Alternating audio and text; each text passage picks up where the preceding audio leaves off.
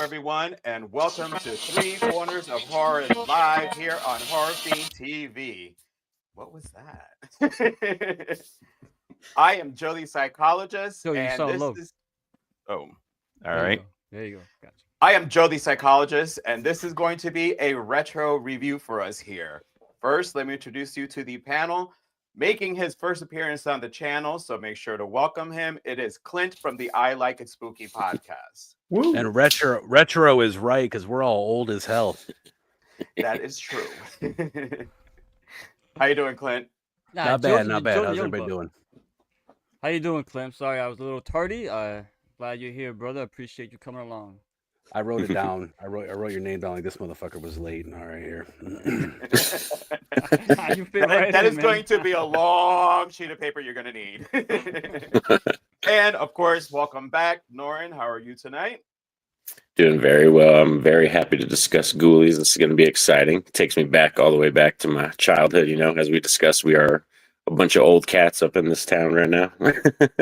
That is true, but we got the other. I mean, there isn't. Technically, he is the youngest one, I think, on the group. That's Our true. resident author, Radar. How are you doing?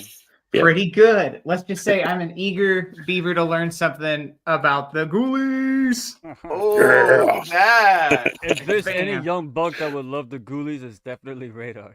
Of course. And of course, my brother, JR, the villain. This was JR's recommendation. As soon as we were coming up Hell with the yeah. list, he This said, is a JR Ghoulies is film? I would this never is a pick JR JR. recommendation. At first, I was gonna say thank you, Jr. But then I rewatched it for the first time after like 35 plus years, and I'm like, oh man, what did I sign up for? Uh-oh. JR's on mute, JR, y'all. you're muted. Oh, JR pulled one of my moves. JR, Jeff, Yeah, there you go, Norin. Come on, man. You love this aw, guy. stat. Yeah, 1985. We ain't going to Back to the Future. We're going back to the past. And damn, did we have to dig up this grave? But it's going to be a good talk because who doesn't like talking about monsters coming out the toilet? And it's not the one you just shitted. and of course, my beer brother, Rick. How are you doing? Woo. Oh, You muted also? Yeah, what's going on? We're all getting muted and stuff. Joe, I think Joe's muting everybody. I haven't touched anything. All right, never mind. Let's go. oh, my boy. Forget what I just said. This is not starting. I have to say, guys, this is not starting good. I have a feeling that the way that this is starting, it's going to be like that at the end somehow. All right, We got to so conjure up the good spirits. Conjure up the good spirits, Joe. Yeah. that I can try. But all right, yes, tonight we are going to be discussing the 1985 movie Ghoulies, where only 4 people on this panel were born when this movie came out. Oh, The other damn. 2 were not. This movie was directed by Luca Bercovici.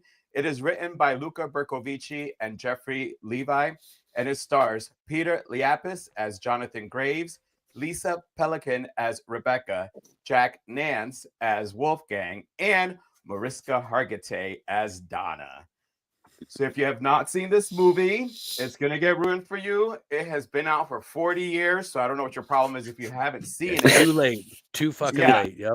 And I mean, this is something you can play for your children, you know, so it's not going to be something that's, well, might freak them out. Oh, But- I want to know about that. Yeah, no, I was like thinking about it. I'm like, wait a minute, because yeah, Couple I things was in there. Mind you, this I was a PG-13 movie too. No, you're right, because I think I Yeah. was 10, and so JR, because we have the different. I was 10. No, No, you don't even know you're. Look how old you are. I was 13. I was 10, bro. 13. You were 10. I was 13. You were This guy's 10. showing And his age, man. This P. guy's old as Rockzilla dirt. was 7 when we all saw this, so we did see this one relatively young. But you know what the movie is all about is in the beginning, you are introduced to Malcolm, who's got all his followers. There's this whole ritual going on, and of course, you know the shit. I think I got ahead because I was supposed to have something different, but that's okay. I'll keep going with that. Dang, this is really the age is really showing in Let's this hit one. up the chat though before we jump in. All right, go ahead. Yeah. No, you got talk to your boy, Joe. Talk to your boy. Yo, hold your horses at him, son. 8:05. Oh, I told him that. As I'm walking Hey, by, he goes, "It's 8 o'clock." I'm like, "Look, don't question me. Norin, what up, Norin? Wait, Norin's right here. What the? Wait a minute. Norin chats in the chat. You didn't see that last time? Yeah, Norin's the man. The call's coming Hello. from inside Ready the for a house. fun, I'm sorry. gory live stream. I don't know. Oh, look who's here. Lexi Bennett. Lexi. Lexi. Hey, Lexi. Ah, such a devilishly handsome panel. Welcome, Clint. What up, son? Yeah. Thank you, She Lexi. was- Thank you. She was talking about me, but that's okay. So what were you gonna say, Joe? Badass Raider. I'm assuming she's talking about his shirt or the. No, he's talking about the Right, the lunchbox. The There's a lunchbox. little yeah. lunchbox right here. The lunchbox. Where did you get that Damn. lunchbox? Is that like a Fright Rags or a Trick or Treat Studios or something? My father-in-law just got it for me. I don't I know was gonna where he say, got it bro, from. So I know you never used a lunchbox in your life, bro. You're too young. What? Come on. You never had the lunchbox with the thermos. You never had one of those in school. Did you, Radar? Yeah, of course, man. I wasn't sack lunching that sucker My bad. like a pleb. Bambina, hello, hola, hola, Bambina. Thank you. And Lexi Bennett, I watched it for the first time today. Oh, you should have never said that, but About time. About time. she chimes in, says hello. All right, I gotta go because I didn't see this movie. I gotta go. I didn't see it, but yeah, we're proud of you, Lexi. I'm glad you saw this one. I didn't get the notification, Lexi. Am I late? No, you're late. Oh, Nope, no, Bambina, you're not you late. are on time. You're not late. You're good. You're good. We were late. All of us were late though. And Rose, I was 15 when this movie came out. I'm old. Y'all are youngins. Yeah. No, Rose, I'm close enough to your age, Rose. Okay. And Selena V, it's going to be a good night, fellas. Hi, fellas. I have my mom watching you guys. Of Well, course, we're in time. everybody, Yeah, we're not gonna everybody time out. watches Yeah, us. Jesus. Okay. So right. basically, we're going to be swearing in front of a lot of mothers. Okay, got it. Yeah. So because I realized I got myself all in the order wrong. My first question was going to be, when did you first see this? When did you last see this? Any like lasting little memory that stuck out from the movie when you first saw it? So Clint, I'll go to you first. Yeah, I kind of answered it a second ago, but I did the math, which I suck at quick math, and it's been about 35 years. I saw it, I think a couple years after it came out. So yeah, it's been about 35 years. And then the second time I've seen it was just a couple nights ago. So it's been that long since I've seen it.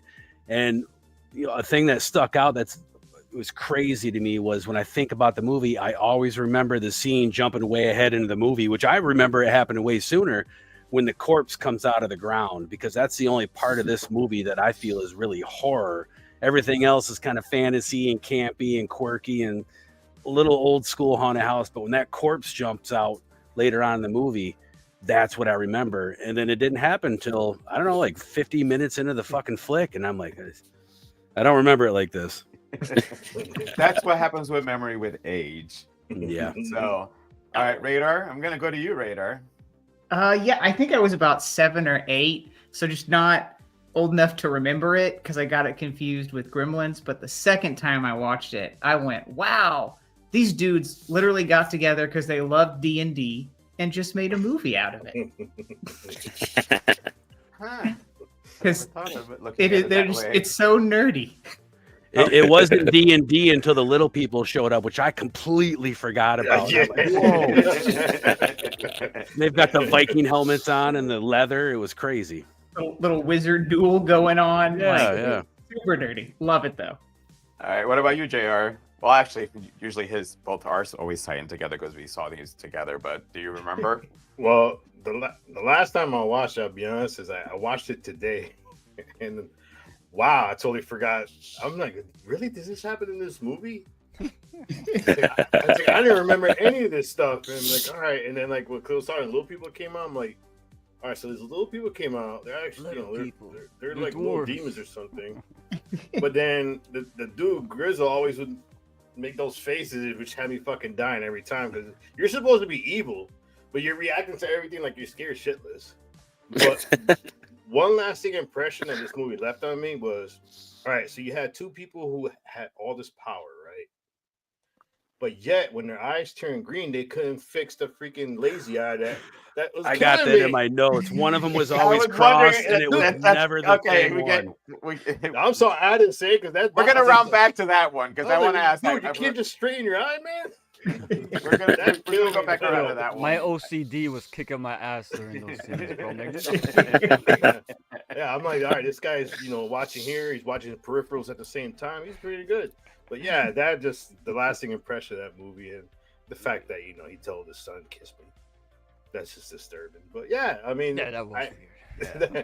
But it was fucking 80s. I mean, 80s had weird freaking dialogue for the movies, but nah, it was yeah, it's like I was watching it, I didn't recollect any of this stuff, so it was kind of like I feel like it was like watching it all over again, brand new, fresh start. But yeah, that was a fun one.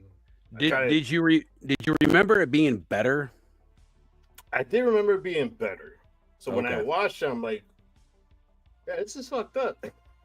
This is not what I remembered. Right. And I'm waiting for a dude to come out the toilet bowl the whole time. And I was like later on in the movie and shit. I'm like, really? That's like the scene everybody is waiting for. Homeboy to jump out of the toilet, and it's just later on in the movie. Well, Yeah. and so that way because I'm gonna go to Norin next, but just to tie along with him because we watch it. So for me, it's same thing was when we first saw this when we were kids, which was scarier when you were a kid. I remember it completely different, and then I just saw it yesterday, and I'm sitting here like, all right, at least this is JR's pick. If anybody's gonna start like really getting in, like who the hell picked this, and that's why in the beginning I'm like, this was JR. But like this was another one of those that it was the cover that literally was the reason in the video store that it was grabbed. Oh my god! And the old school mom and pop video stores. You go into exactly, the and it hard was one of section. those with our cousin who was over 18 because we were little, and brought it back, and it just memories wise, I remember. I don't know. I seem to remember the movie was a little bit more scarier, but again, 13, 10, we're all little kids at that point, so of course it was scary. But Norin, I'm gonna go to you. See, the first time I saw this movie is probably, I want to say like 96 or 97. So I was probably like 6 or 7 when I watched this. And my grandma used to be really into puppet horror. Or like small horror, like Child's Play, Puppet Master, Ghoulies. She was the one that introduced me to all that kind of stuff, my grandma. So I have fond memories watching these kind of movies with her and stuff. The last time I watched it was yesterday. And I have like kind of a mixed feeling with it where sometimes I really like this film and I have a ton of fun. And then other times some of the performances get kind of grating on me, like our lead actor who plays Jonathan. Sometimes I'm really down for it. And then other times when I'm watching it, I'm like really agitated with him. So it just kind of depends, I guess, on what mood I'm in. But I've seen it probably like I want to say like 5 or 7 times. I've seen it a good amount. So he's gonna definitely know more than the rest of us. So I'll put it that way. What Yeah, I about you, rewatch Rick? stuff a lot. Yeah, you could ask my wife. Like when I watch movies, I get obsessed with them. I'll rewatch them a lot. And you, Rick? Like JR said, I associated this movie more with the marketing, like the ghoulie coming out of the toilet. And just like you, I was waiting for that. And I remember it really differently. I believe another movie probably had done it as a homage. I don't know what it was, but it definitely didn't appear like it was in this movie. But on the opposite end of the spectrum as you guys, when I watched this again, I associated this movie more with the sequels because I don't remember this movie at all. Like the cult and the demonology and all that stuff. I don't remember any of that. I'm like, what this? I remember a completely different movie. The more, if you could believe it, the sequels were even more slapstick, and that's what I remember. Yeah. So that's why I was never a Ghoulies guy. And if you remember when we did Chud, Cannibalistic Humanoid Underground Dwellers, when we did that movie. I saw that I was like, I could have swore I saw this, but it was the Ghoulies I had confused it with, because that's what I remember. So, like, during this time, it was hazy, man, because a lot of movies are very similar. So, yeah, when I rewatched this again, I enjoyed this much more than I thought I was, because I always assumed that it was just like the other sequels. And I'm like, oh, no, that's right. This was a more, if you could believe it, more of a serious film compared to the other ones. But even so, you mentioned like the performances, and it is PG-13, but with all the the sexual talk and the drug use. I mean, those, Jesus Christ. if that guy with the shades, who was he? I forgot his name. Not Mark. I don't know. The main guy that he did the fucking Breakdancing. He was doing the breakdancing. All his pills and his reefer fucking started popping. I'm like, that dude reminds me so much of your brother, P-Rock. I don't know why he would. That's how he gets when he's nice.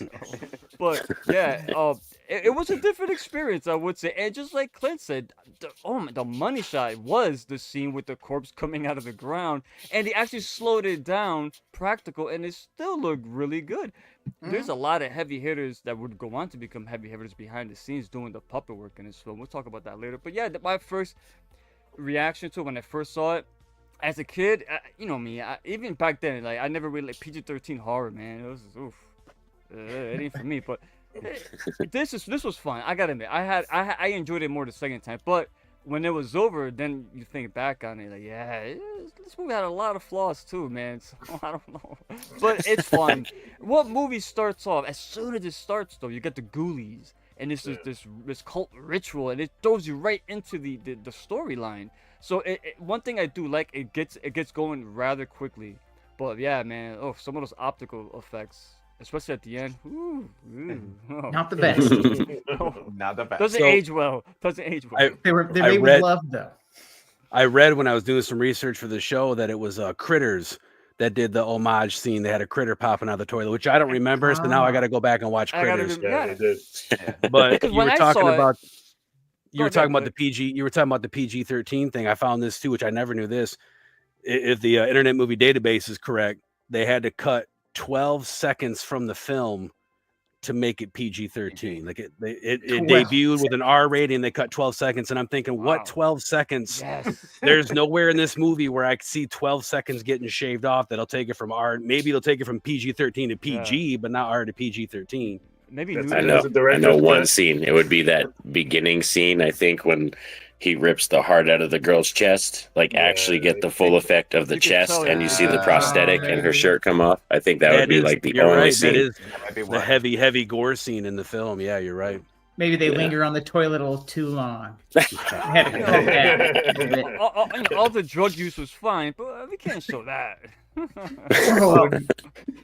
Well, I mean, I guess no, you could back then. That's why it's 13. You had to do breakdance. Everybody's watching like they're looking at a crime scene and shit. They're like, oh. Then he lays down. I was like, oh, I think I hurt my neck. His boy's like, oh, I thought you hurt yourself. Yeah, he just told you he's hurt his head. I just know I quit doing drugs forever ago. Probably the first time I saw this fucking movie. But the only character that was relatable to me in the film was that guy. All the other characters, the way they played them, it was very kind of soap opera. But that dude just played it like real natural and calm. Natural. Yeah, I don't know anyone like that dude. Dick.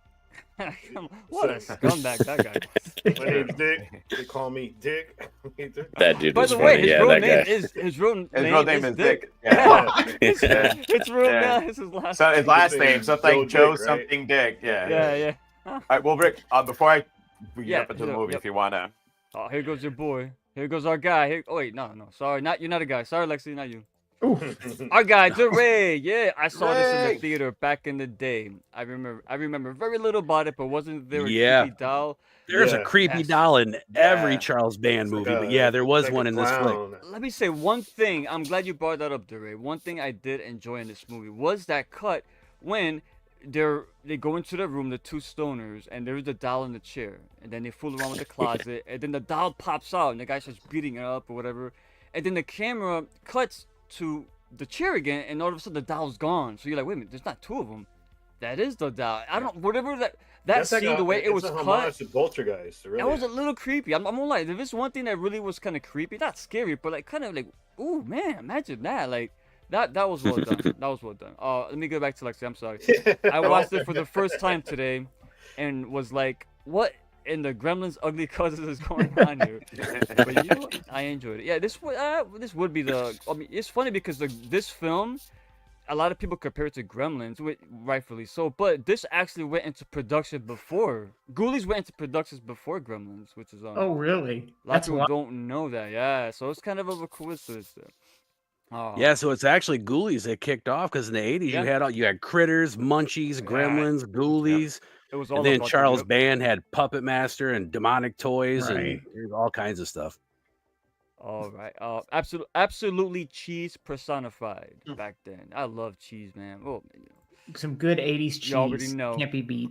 Critters, Ghoulies, and Chud are pretty much the same movie. Little creatures with attitudes and very cheesy. Definitely entertaining. Oh, dude. Well, Rick definitely proved that since he got Chud and Ghoulies mixed I got up. them all mixed up. Like, hey, when you're young, see, I don't like comedy, campy, PG-13 horror. It's not my bag, so I don't go back and watch them. So this is why I saw it now because you guys, we put on the schedule. So JR the Right. villain, forcing you to watch it. it's all right. Hey man, he made me watch Leprechaun. So I've never You seen love this movie. Leprechaun. Oh, man. Leprechaun's add it great, to my bro. It's I great. watched that bro. whole franchise. Hold on. Well, that's a different discussion, but nah. Gotta table it. Me and Joe just talked about that. That's why I said that. A couple more. Sorry, guys. I wanted to stay, but I gotta go. All good, Bambina. All good. Thanks for Have a showing good up. one. Idiots. Bye. Hope you're well. And okay, she's talking to her mom. Yes, I thought of Chud too. You skipped my comment. I got it. I got you. Lex. I got you. Came back around. I just Fourth went quarter- to the fourth Ray because quarter's I timing him. already said it. That's why. All right, Go, so Joe. because I ended up jumping ahead, so about the movie itself. So, if you heard the conversation all along the way, Malcolm, the father, who we actually end up finding out to be the father. Fuck, I already forgot his name. Jonathan. The character's name is Malcolm. Jonathan. Jonathan, yes. Malcolm Graves goes to sacrifice a baby. A talisman gets put on the baby, and then a woman basically sacrifices herself while another older man decides to. By the way, older man, that was Eraserhead for anybody Henry! who did not know. Oh no shit. Yeah, Wolfgang. That's Wolfgang. him. Whoa. That's Eraserhead. When I'm like, and he Huh? made I a only know face. that. I know that And because he when I made a edited face your and he video. goes, I was like, holy shit, Eraserhead's in here. What were you gonna say, Rick? No. I said I only knew that because when I was editing your Eraserhead video, because I saw him, I was like, oh shit, that's the dude. It has to be. And I checked. Oh my god, it is him. So yes, so Malcolm dies, Bless you. and years Thank you. later, bless you. Years later, Jonathan gets the house inherited to him. He takes his girlfriend Rebecca to the house, and as he starts looking around, he finds this satanic, like, I don't know, church, whatever you fuck you want to call that shit. Classic.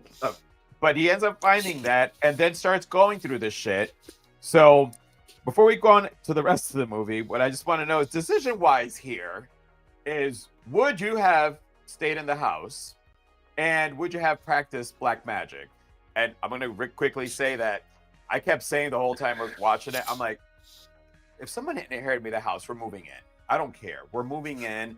We'll fix that up, so I would have moved in. The satanic part, I don't know. But Clint, I'm gonna go to you next. No satanic shit. It's funny. I talk about this all the time, that people think that just because you run a haunted house or you like horror movies, you have a horror movie podcast, whatever, that you like worship the fucking devil, and it's so far from the truth. I always tell the story. I'll be quick about it. By my old man, when my grandma, his mom, passed away, we were at her service, and I wasn't happy she died, and I kind of went up, said my piece, and I'm standing in the back of the room, and he comes up to me and he says, "What's wrong with you?" And I was like, "Well, grandma's up there dead. It's not cool." And he's like, "Well, aren't you into all this shit?" I'm just like, Jesus Christ, that's your mom up there. You know what I mean? So it amazes me that people think that no Ouija boards, no black magic. No, if anything, I would do kind of what Charles Band would do. And that's like figure out how to merchandise it and market it and make some money off of it and open it up as a haunted house. That's what I do. But the character in the movie, Jonathan, right? Yeah. He didn't have a choice. You know what I mean? It's not like he possessed, yeah. actively wanted to do that. It kind of overtook him in the movie. But me, hell no. No, it'd be like the Eddie Murphy skit. Like, this house is beautiful. Like, get out. Oops, we got to go. I'd be gone. Yeah. That is kind of true though, because again, but I mean, I kept looking around. I'm like, dude, I mean, it's gonna be a couple of months of cleaning and painting, but this place could look really, really great. So I kept thinking that in my head. It's just, if I would have found that in the bottom, it's questionable. But all right, JR, I'm gonna go to you next. Well, first of all, I would have gotten a better staff because that dude had he's trying to be like Aquaman with that cheesy ass staff and shit. That It bothered was- me. I'm like, dude, That prop was terrible. Bro. it was Cardboard wrapped in terrible. I'm tinfoil. like, what the fuck, man? I kept taking me out, man. I'm like, Jesus Dude, Christ, that get don't this it thing off didn't screen. scream power to me. I'm like, dude, your staff it's a bad staff, man. When he placed it against the wall, the 80-yard kick, they put some like metallic ping like sound effect. No, that ain't make that noise. Look, all right, fellas, they had $20 to make this movie. No, Okay, no, Come on, no man. texture whatsoever on that thing. This dude's downstairs freaking cosplaying and shit. And his girl walks in. He's like, he's standing there drenched. He was just Drenched, reading yeah, his he is. picture. He's like taking his He's- clothes off slowly. How do you Wait, explain that? Oh, I didn't know you were gonna come home early. He's got the house coat on. I mean, the house is beautiful, even though we barely seen any of the house. It was maybe like a couple rooms. I mean, I was curious to see what the whole house looked like from the outside, like an overhead view or something, just to get a more imagination of this house. But as far as, I mean, like, Clint said, he didn't really have a choice as far as, the black magic stuff. But I think I would have basically just been inviting people over to fuck with them. With the black magic, you should have put that shit live streamed there, put up fucking. I would have made money off that shit. But yeah, you guys would all been fucked because you guys would be doing things that embarrassing shit. And you get to see it, so I freaking edit it and put it on YouTube. But now for me, I mean, like I don't think he could help it. I think that's what drew him into the house, right off the bat. And I mean, it's just a lot of stuff. The dude's standing outside and looking at a tombstone and shit. That's a fucking pentagram. And his girl's like, "What are you doing out here? You don't." I mean, like, you're like, "What the fuck, man?" And then the whole time, I thought he was Kyle MacLachlan, so I was getting confused who the actor was because he looked like Kyle. He does look like him. Totally fucking. I thought he looked like Eric Roberts. To me, he looks like Eric Roberts. That's what Adam why. I got that in my notes. A generic Eric Roberts. Good Adam, shout. And then Good shout. Yeah. Adam, if At you're the still end- watching, 3 people agreed with you. At the end, when he's fighting his dad, I was like, "Why is David Lee Roth fighting Eric Roberts' illegitimate son?" I don't know what's going on here. They look like David Lee Roth. But no, Jr. Like you were saying, you were like, you play a trick on people. I wonder if this movie would have been better, at least in my eyes, if the ending was like April Fool's Day, where at the end it was like, "Ha, just kidding." It felt I like just have these rubber puppets. yeah, with you that know? ending. The ending felt like it was like, "What the fuck, man?" I mean, dude. Not my kind of ending. But nah, for me, I don't know. I mean, like, you couldn't help doing it. I think I would have had a little bit more fun with it. I wouldn't be downstairs in the fucking basement calling up showers and shit.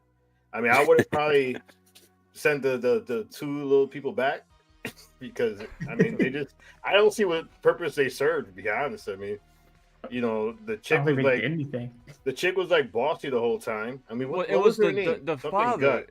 Malcolm. Malcolm put everything in motion. He's the one Yeah. that possessed Jonathan. So they're the ones that influenced Jonathan to do that ritual to bring the dad the back. funny That, thing that was- was their purpose.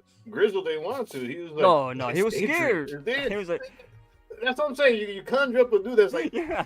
the whole time. I mean, he spent covered his face, man.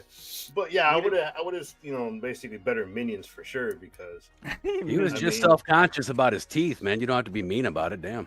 I know. I mean, that dude was like They were Yeah. jacked. They were just Oh, all my over the God. place. he didn't want to get summoned the whole time. He was having fun. Malcolm doesn't remorse, offer man. dental, man. No. No, I no. mean, he obviously doesn't offer any eye vision either because yeah, I would have kept messing around with everybody. Well, you two would have needed some very expensive insurance for all the people that would have been getting killed by the ghoulies in the house. I just want to say. But I will say with the water part, all I was thinking about in that point was like, Money shot. you're flooding your basement right now, bro. Like, where's this Oh. water gonna go? Like, your foundation is like Yeah. getting so, like, and it threw me off, and it just because it looked weird. Like I was cool with the wind, but what I kind of noticed, if nobody's gonna go watch it again, I know. Oh, actually, who's that? No, hey, Norin man. saw it a couple times, If but if I'm when fucked he up was- enough, when he I'll goes watch to it.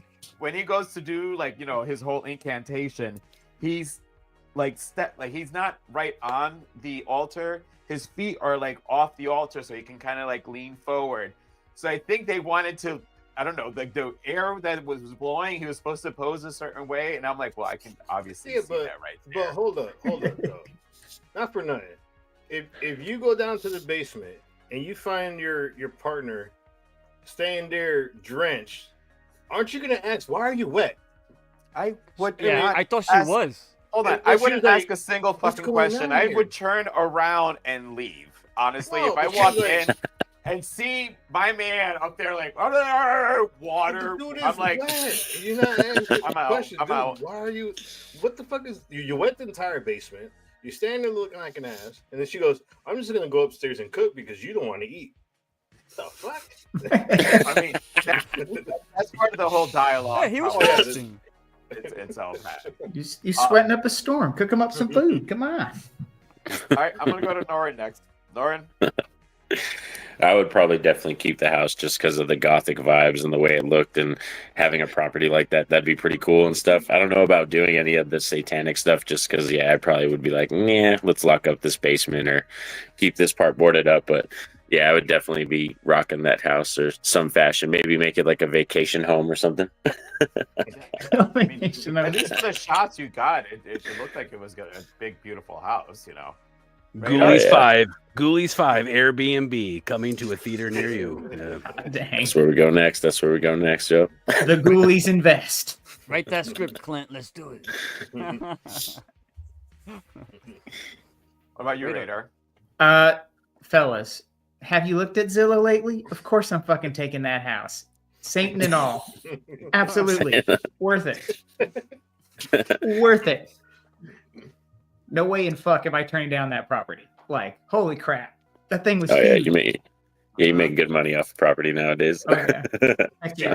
Radar is an author. He would do the freaking the satanic shit because everything he'll do, he'll freaking write it into a new book.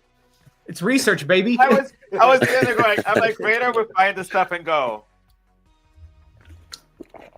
I'm gonna do spells, so every book I publish is gonna be like He'll up sit there there. and be like, the way I'm going to edit. Can you replay that thing you just did?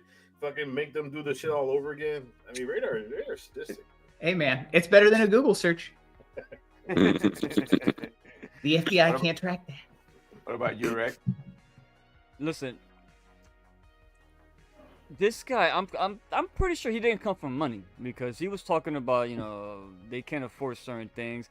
If I see that pentagram in the grave, what I would do, I would sell the house, sell the property, make enough money so I can get a better place that's not this.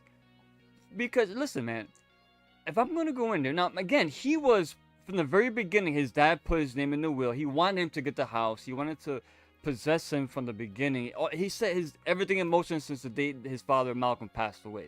So I can't fault Jonathan for that. But me, we're talking, you know, you're asking the question.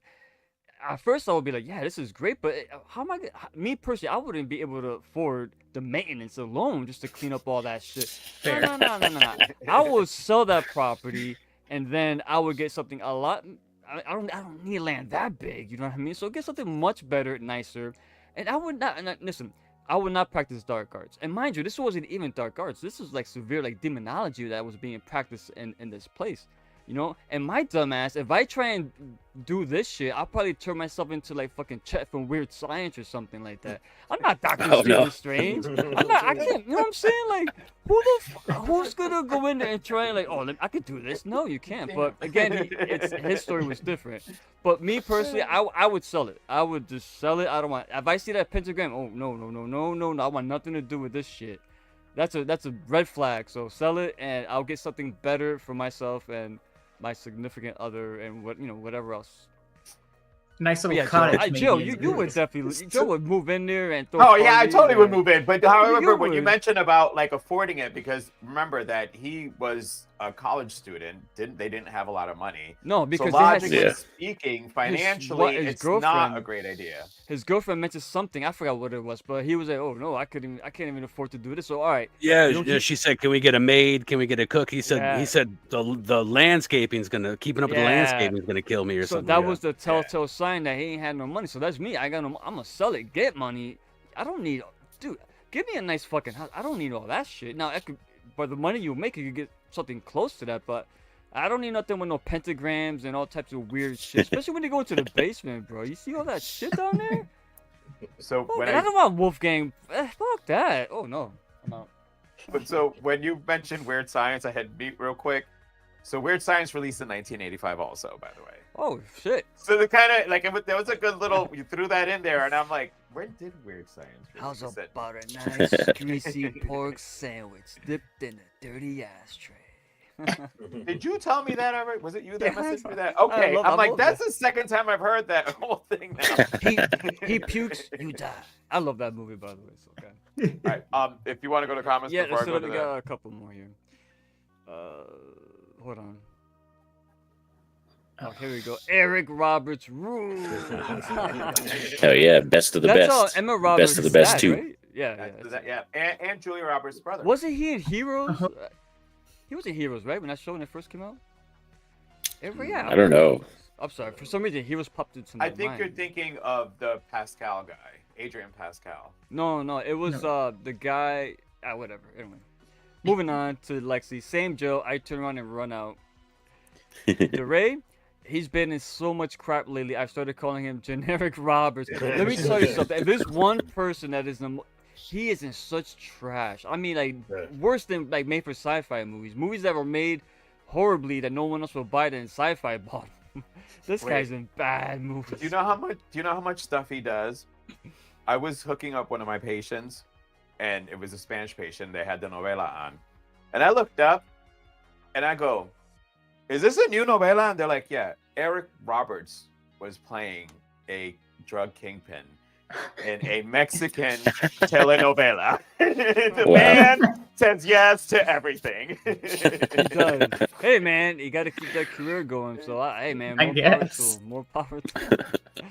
I don't know. Radar must have said something funny. So I always do, baby. when Adam says when he told her he would never practice again, I knew he was lying, and told Juan, Joe the psychologist, who said we would live there. No, we're selling. Yeah. We would live there. No, we're I selling. did. I'm like, we're living there. I don't care. I went Adam. I would sell. The kills because they come back to life were interesting though. LOL. And then the table scene. Which table scene was this? Oh, with the ghoulies coming out of the food. Oh, God, Listen, man, don't mess with my food, man. That was disgusting. They were all eating out of that shit too, by the way. And the only question I have is, why are we wearing these stupid glasses? Oh, thank you, JR. The sunglasses, yeah. JR, Well, I'm because glad he you... was hiding his eyes. No, so no. he just wanted to make Everybody everybody else was the whole. Listen. Behind the scenes, did you know? Clint probably knows. You're beating me to it. Yeah. All right, Clint, go ahead, Clint. Yeah, go. No. No. All right, yeah. So let's Hit give the our gas. Go. they were gonna make this movie in 3D, and they were gonna shift between 2D and 3D. So that's why you see the characters wearing sunglasses a lot, because every time they put their sunglasses on, the audience was supposed to put their 3D glasses on. That would have been. And Okay, that's they- actually they- cool. Actually, that would have been cool. I like the gimmick, but they nixed the idea because they realized it was just going to be too much money, and I think it was going to be too time consuming What? cutting back and forth between the 2D and the 3D. And Yeah. Are you Because telling they would me have this to movie film it didn't using have a the buttload of different money? technology. I can't believe It is weird how all of a sudden the whole table had glasses on, and they never really explained why. I thought. Only one person asked. Only one. Why? And it was the one that he had his look like The wipers on? I Yeah, don't the know wipers. about those. I've That never was seen those. Because those are the Really guys with the weird. wipers. I'm like, Yeah, what? he's like, And why that are was we the one wearing that was these complaining. Stupid glasses.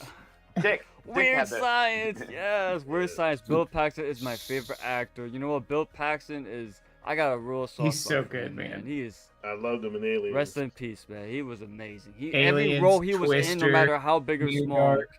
The fuck Boom. are Remember we that, doing Joe? now? What are The we what? doing Big now? titties, long legs, and the ass like a 5-year-old boy. No, 10-year-old boy. Sorry. I fucked Oh, that makes- I made it worse. that I made makes it it Made it worse. worse. Oh, no. It's just a random line. I never understood it. To this day, I still don't understand it. If I was up to me, yeah. She would sell it. Oh yeah, All right. it's sell time. Oh yeah, sale. All right, we'll talk about your good grammar. Okay. All right, Radar, so you brought up the budget a couple times. I saw that it had like over a $5 million budget, and I don't know where the fuck all the Way. money went. Wow. And all then the I actors. read something Into the too, producer's pocket. Ricky, you might have seen this too, but I saw that the story actually had like a completely different direction in the beginning, and they had like a $10 million budget, and then somewhere along the line it got axed and turned into what we Damn. saw. But yeah, That $5 sucks. million budget, And the only thing I can think of is it went to those fucking green eyes that were always crossed. Well, actually, that's funny because that was. I'm gonna probably use went that to as Jack Nance. He was probably the biggest actor in this movie, right? pretty much, yeah. You can tell when he's the last name credited, and Jack Nance as what was his name? Wolfgang. Wolfgang.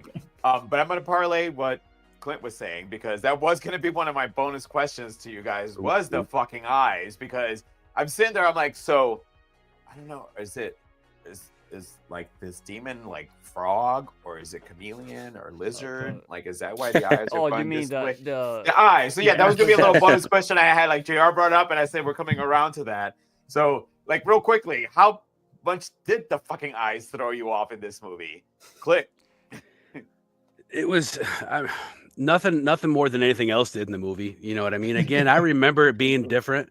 And it was probably like you said earlier when we first started talking about this, is when you're younger, it was a little scarier because now we're all kind of jaded horror fans. We, you know, I've seen I Spit on Your Grave since I've seen Ghoulies. So Ghoulies doesn't pack that punch, you know? But so it didn't take anything away. It didn't like, oh, this movie was great, except for those green eyes. But it was really hard to not laugh every time they came on. And I wrote that in my notes too. The worst was when Rebecca saw them for the first time.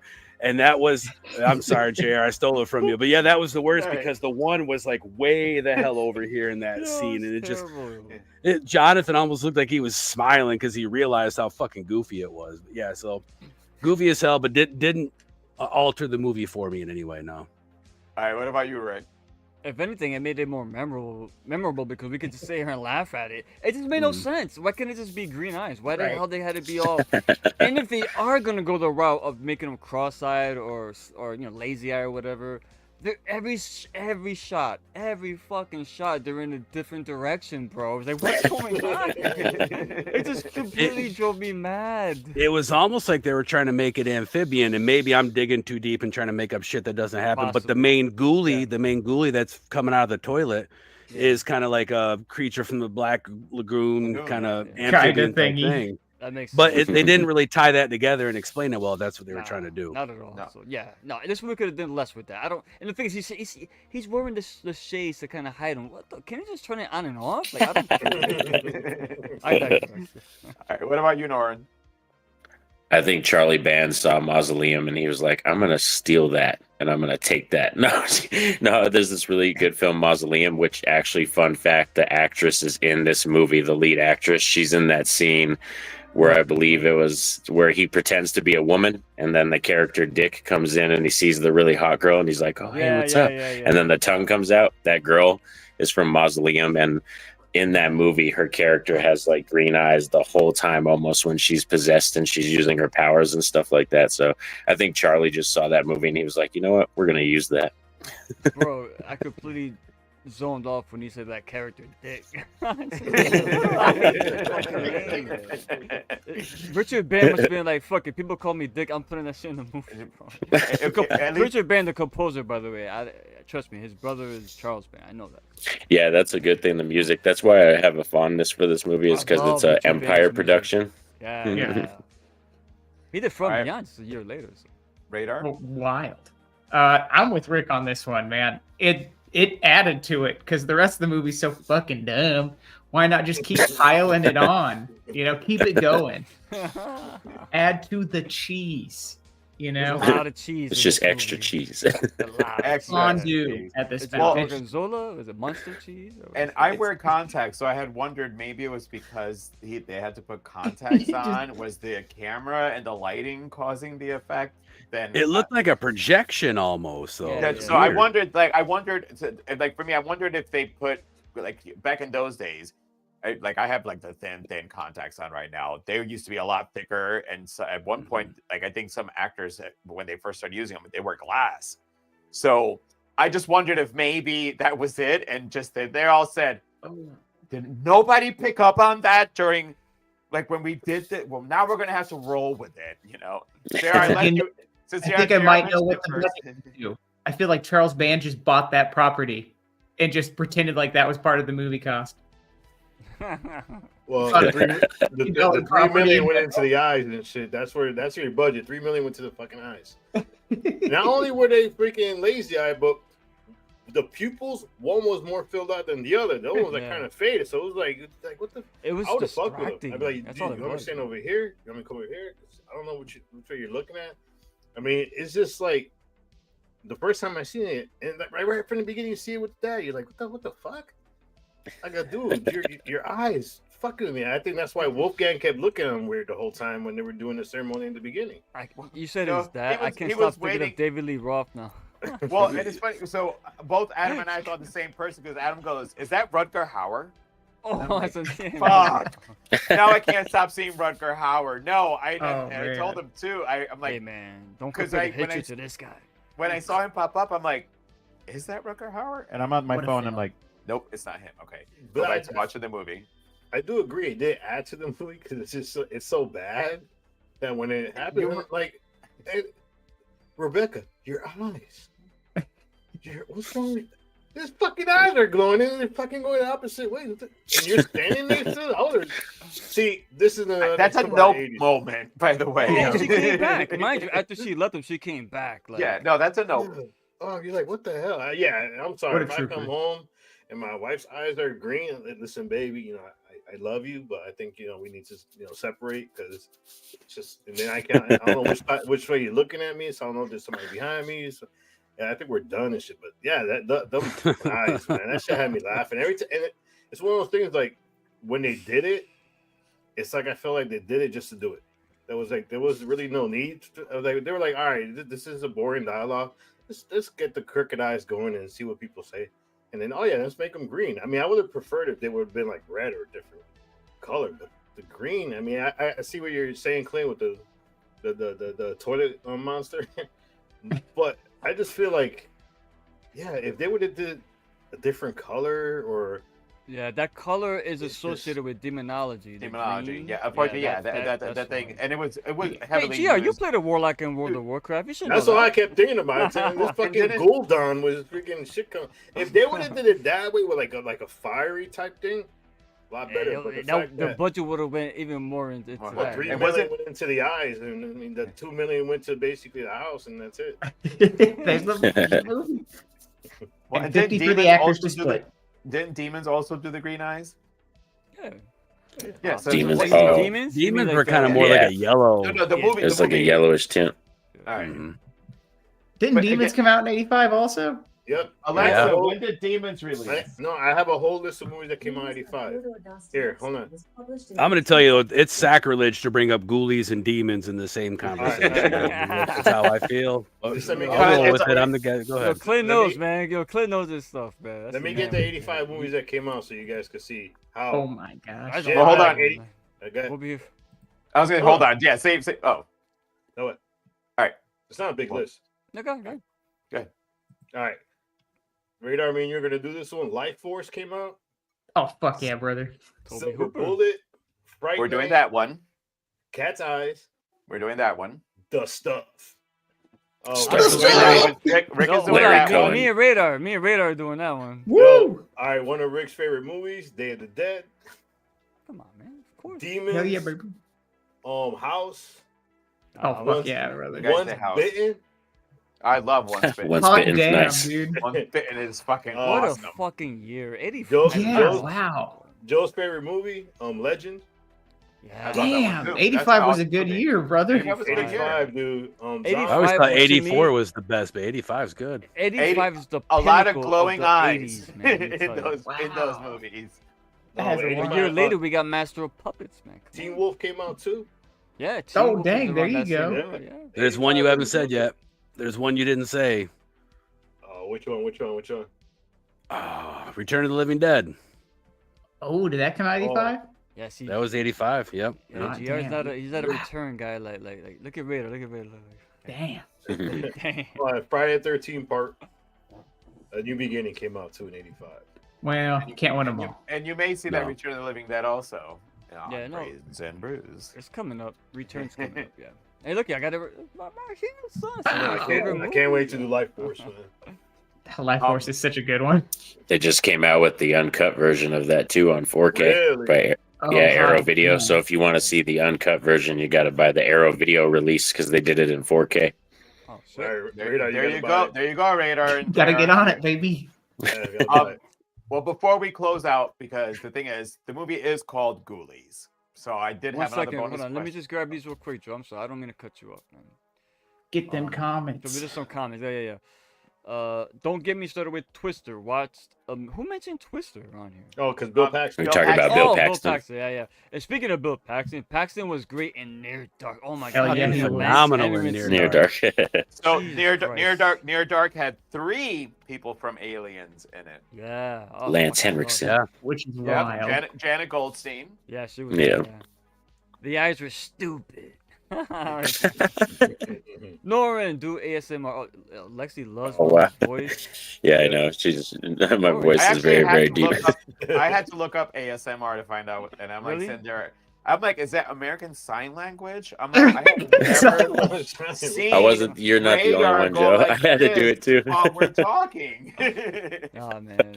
If you guys don't tell me, then I got to go ask my soon-to-be 18-year-old what the hell it means. So No, now you know. It's Oh. audio, sensory.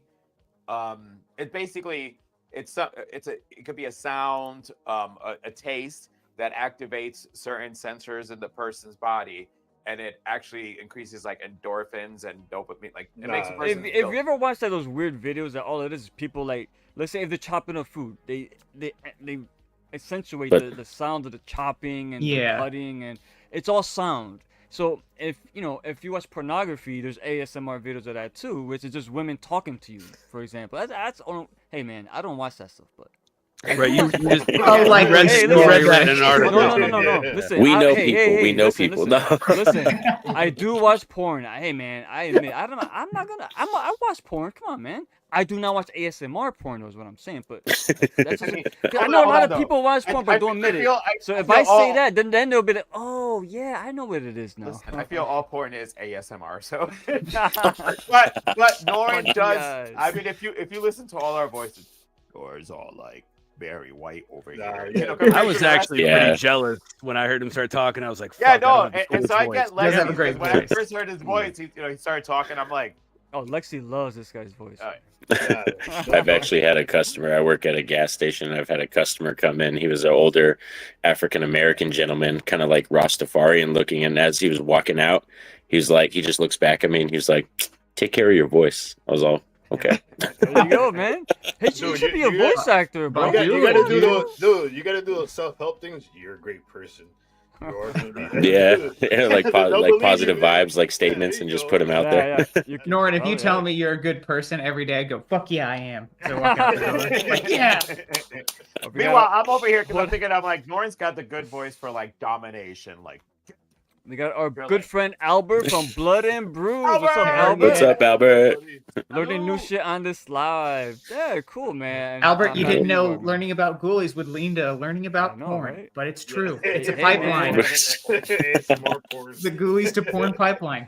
Albert. And hey, Lex. All right, go for it, Joe. Well, actually, real quick, I know we're live. Norin, how are you doing on time? Do you work tonight?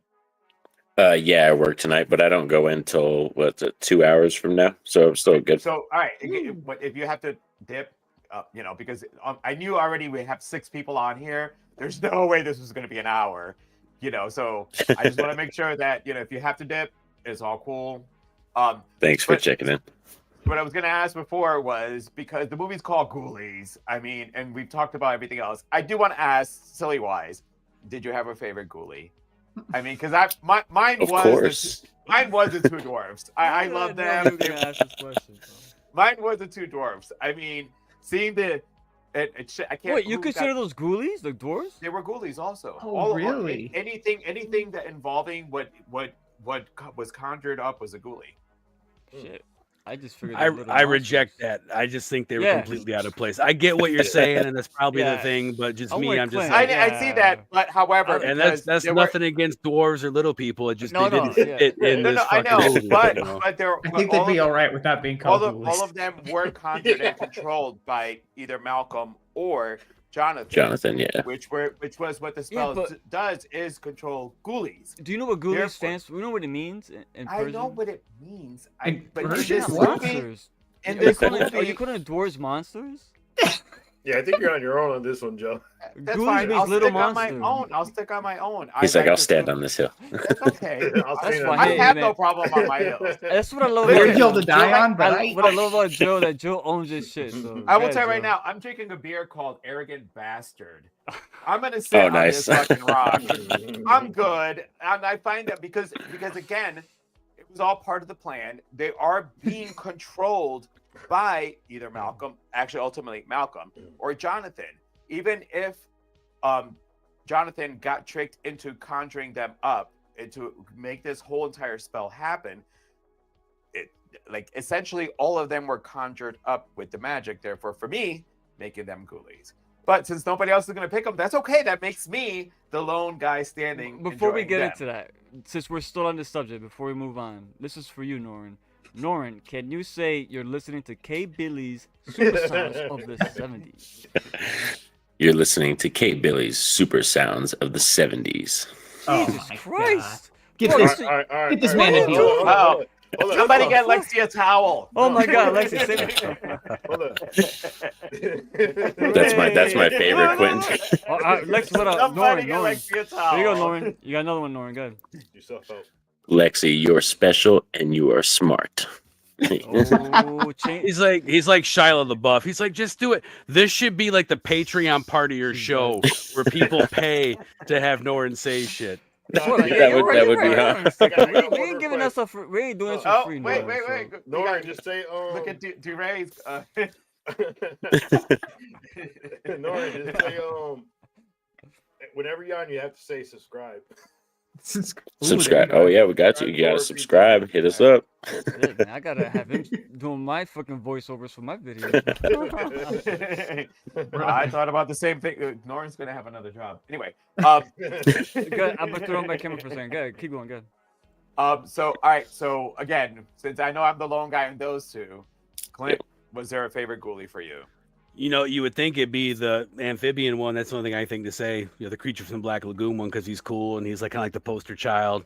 But it was the I don't even know what they're called, but it's like the rat one, like the first one you see, because he was the one. He was the one who had the most personality. He kind of brought a little bit of the whimsy because there was one of the scenes early on. I can't remember why, but like he covers up his eyes. Yeah. You know, and it was Oh just my kind of God. like. It That was was a just kind of transition cute if shot, you're looking too. at it from that aspect, you know. So yeah, the little rat dude. Hold on a And then second. there was the actually I got a second. If there was like a runner up, it was the one I don't know what the fuck he was, but he had the big eyes. He kind of there's those new pets out that I want. I forget what the Galagos. Have you ever seen these? They look like lemurs with these big ass eyes. You can get them. They're like this big. They look like fucking mogwai. They're crazy. I love lemurs. But that's what he looked like because he's just got these big eyes and he's just tweaking and he's shaking the whole time. So he was pretty cool too.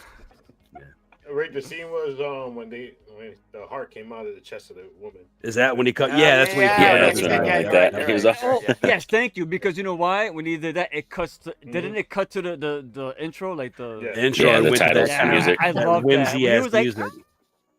I love that. Actually, Yeah, good stuff. Good stuff. Rick, keep going. Which one was yours?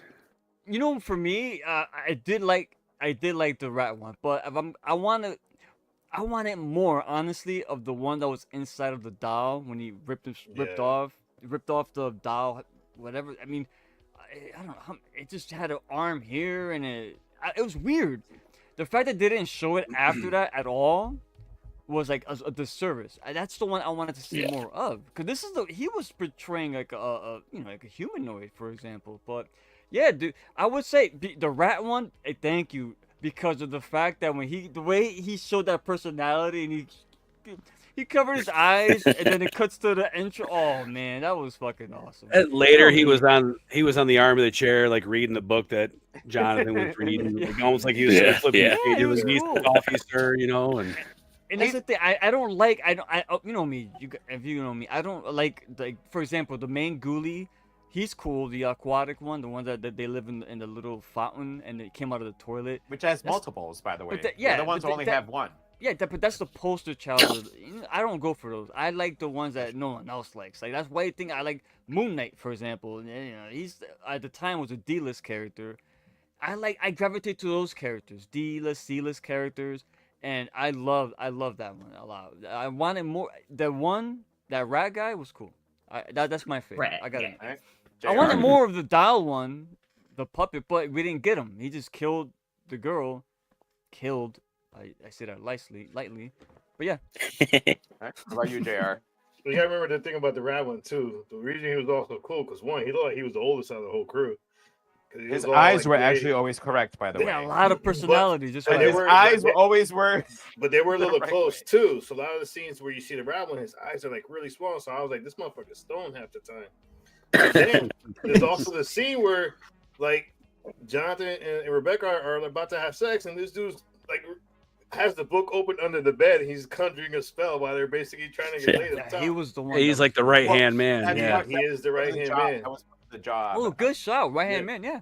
Well, and in that scene, what I thought because Malcolm was going to try to sacrifice a baby, so if Rebecca gets pregnant and he can't get Jonathan, Jonathan would impregnate Rebecca. Yeah. Therefore, they had a backup plan on that one. Yeah, that was all set, but it was funny because he's under the bed, just freaking reading the enchant. And I'm like this dude is basically the wingman for sure. And then like I love that scene that you brought up, Clint, where he's sitting on the armrest, and then Jonathan like reading over the book. Gives him the book. He grabs the book. He's like, he holds on to it, and you see him just curl off the freaking.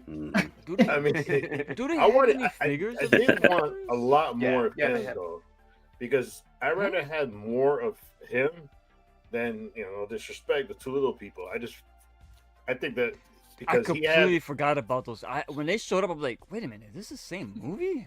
Yeah. Well, and then they're not in the sequels. The little people, I don't think, are in the sequels. That's really starting to focus on the character of the Ghoulies themselves in the sequels. Oh, yeah, Clint, good shot, because this film, honestly, the way I remember it is by the sequels. This film, the Ghoulies take a backseat to everything. This is about Jonathan and Malcolm. That's why I brought them up. That's literally why I'm bringing them up as a bonus question, you guys, because the movie's called Ghoulies. Yeah, it's not about everything. They literally took a backseat in this movie for that one. So it's just like Puppet Master, Keep going, Radar, because I'll go to you next. I'm sorry. Yeah, but just like Puppet Master, like the first one, it's like the puppets, they took a backseat to everything else going on with the story. Same thing with Ghoulies. Yeah, and they're like, oh man, these guys are cool. It's like a whole franchise out of these motherfuckers. Oh wait, which is just wild to think that like these horror series kept doing that. I guess it is Charles Band, but he kept doing the same thing of like, oh wait, I guess those are cool. When it's like, dude, you named the fucking movie. How do you not know that that's what it was going to be about? It's smart too, because if you make a movie about killer dolls or puppets, you can market it. You can sell figures. You can sell all types of shit. Yeah, merchandise. Hell yeah. It's well, genius. I was going to bring that point up earlier. We were talking about the PG-13 rating, and I actually think that maybe that was kind of smart because if there's one thing about Charles Band, not that I know the guy personally or anything, but you can kind of tell just articles and interviews and seeing his movies that I think he was looking at everything from a merchandise marketing standpoint. He's like, if I make this PG-13, and Brian, my co-host on the I Like a Spooky Horror podcast, we talk about this all the time. He can make a gateway horror film, get to those kids. Mom, Dad, buy me that Ghoulie doll. Now the funny thing is they didn't have them back then when we were kids, but now that we're all of age, they've got them now, and we buy them now and spend hundreds of fucking dollars on them. I want a slimy Ghoulie doll coming out of the toilet. I want it to always be slick somehow. That reminds me of like you can buy them now.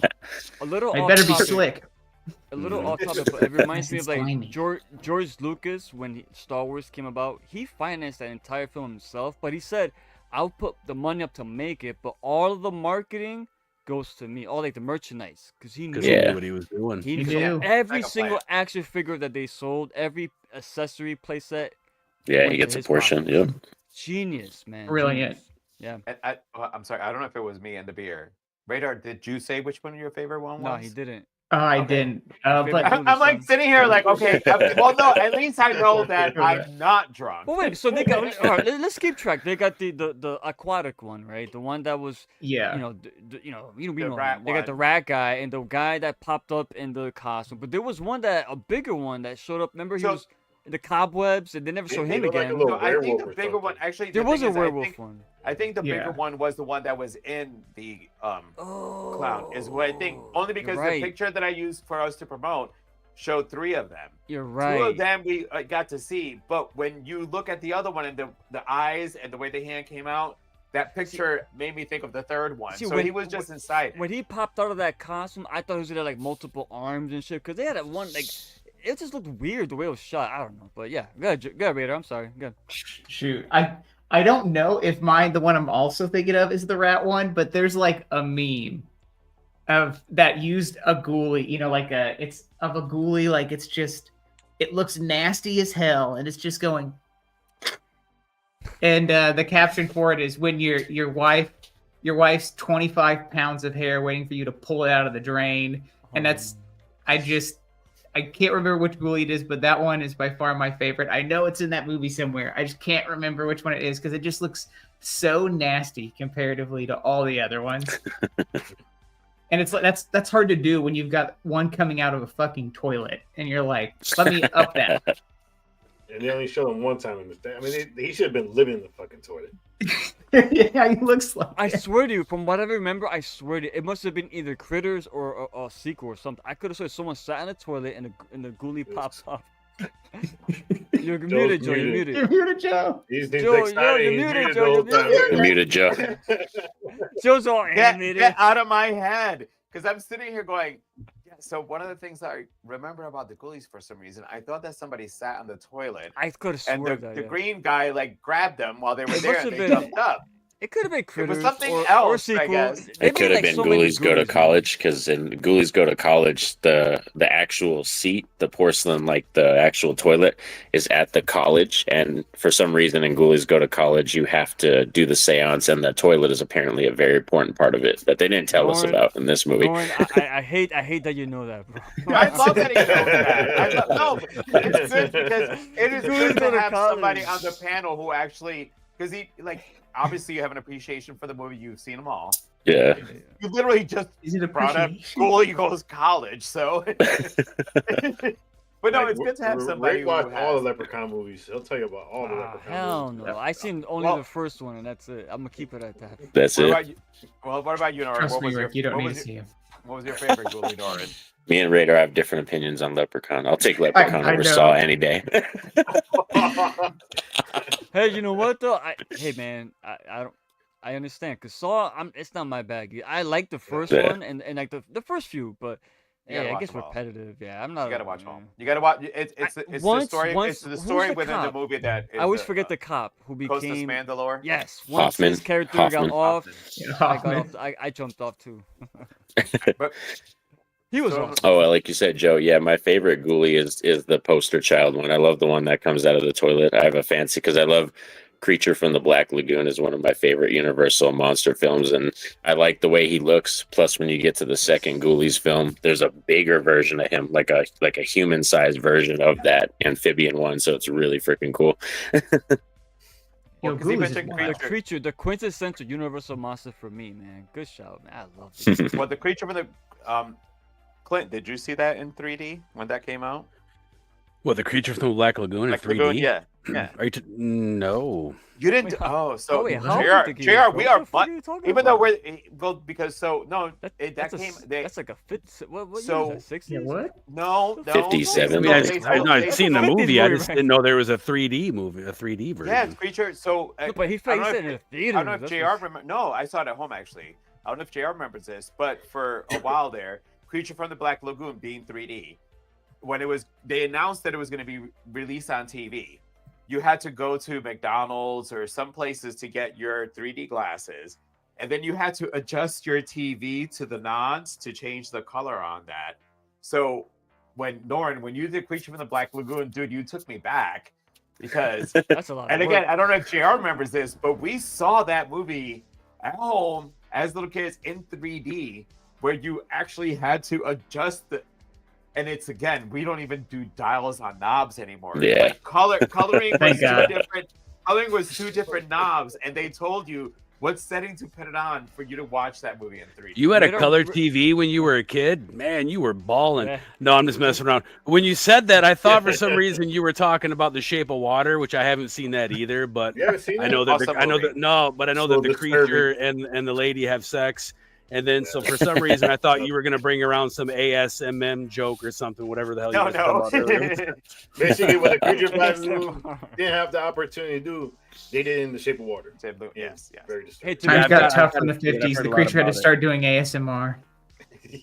All right, so We'll go ahead, go into our closing thought, guys. Again, and I got to start remembering to do this. Rick, you should have told me that. We rate, even if it's we should tell everybody how we rate. We rate our movies 1 through 5, obviously 1 being the worst, 5 being great. So, Clint, any last little things that we didn't discuss that you want to bring up in the movie, and then give us your rating on it? Because even though these movies are old, we rate all the new stuff. We still rate the old stuff. I mean, this is what we do here. What's a retro review? Yeah. I got you. Yeah. The only thing I was going to bring up that I think, there's a ton of stuff, and I always say this on I Like It Spooky, is go to the Internet Movie Database if you're a trivia junkie, and there's tons of fun facts on this movie. And one that I found that we didn't talk about was the toilet monster. We're talking about the toilet ghoulie, and apparently Charles Band, and I don't think it was Full Moon at the time. I forget what the production company was called in '85, but they were getting, what's that? It was Empire. It was Empire Productions. Empire, yeah. That's why we have Norin. He's still like a million times, so come on. They were getting hate mail from mothers because their kids were afraid to use the toilet after seeing the trailer, or watching this movie. I could attest to that, because when I saw the advertising for this film when I was a young kid, I was afraid to go onto the toilet. Oh my god, I could get something could go up my butt. You know what I'm saying? I already worried about snakes and shit coming up the toilet. I now live we in have Connecticut. ghoulies. There ain't no snakes in Connecticut going up the toilet bowl, but there could be a ghoulie. Could be cool. It could be a ghoulie. You could show this with a double feature with Class of Nukem High as far as the toilet I love monster. Class of Nukem High. Yeah. That's a slide. Toilet monster double feature. That'd be kind of cool. Yeah, Or good Street show. Trash. I just saw Street Trash for the absolutely, first time, bro. Oh my god, dude. How come you never told me about that movie, Radar? Because I just saw it in October. Yeah. Both you guys. Sorry. Sorry. It's our first time guest. Let's not be rude. We'll do this to you're him right. on the 3rd time he's on. I apologize, Clint. Yeah, okay. I'm not mad at. Well, not all of you. No, I'm just kidding. Go ahead. What? No, you keep talking. Do you want me to rate now as well? Yeah, rate anything so, you started. Any last minute thing you want to bring up, and then rate it. Gotcha. That was the one point I want to bring up, and then I just kind of overview everything, and that is, this is a gateway horror film.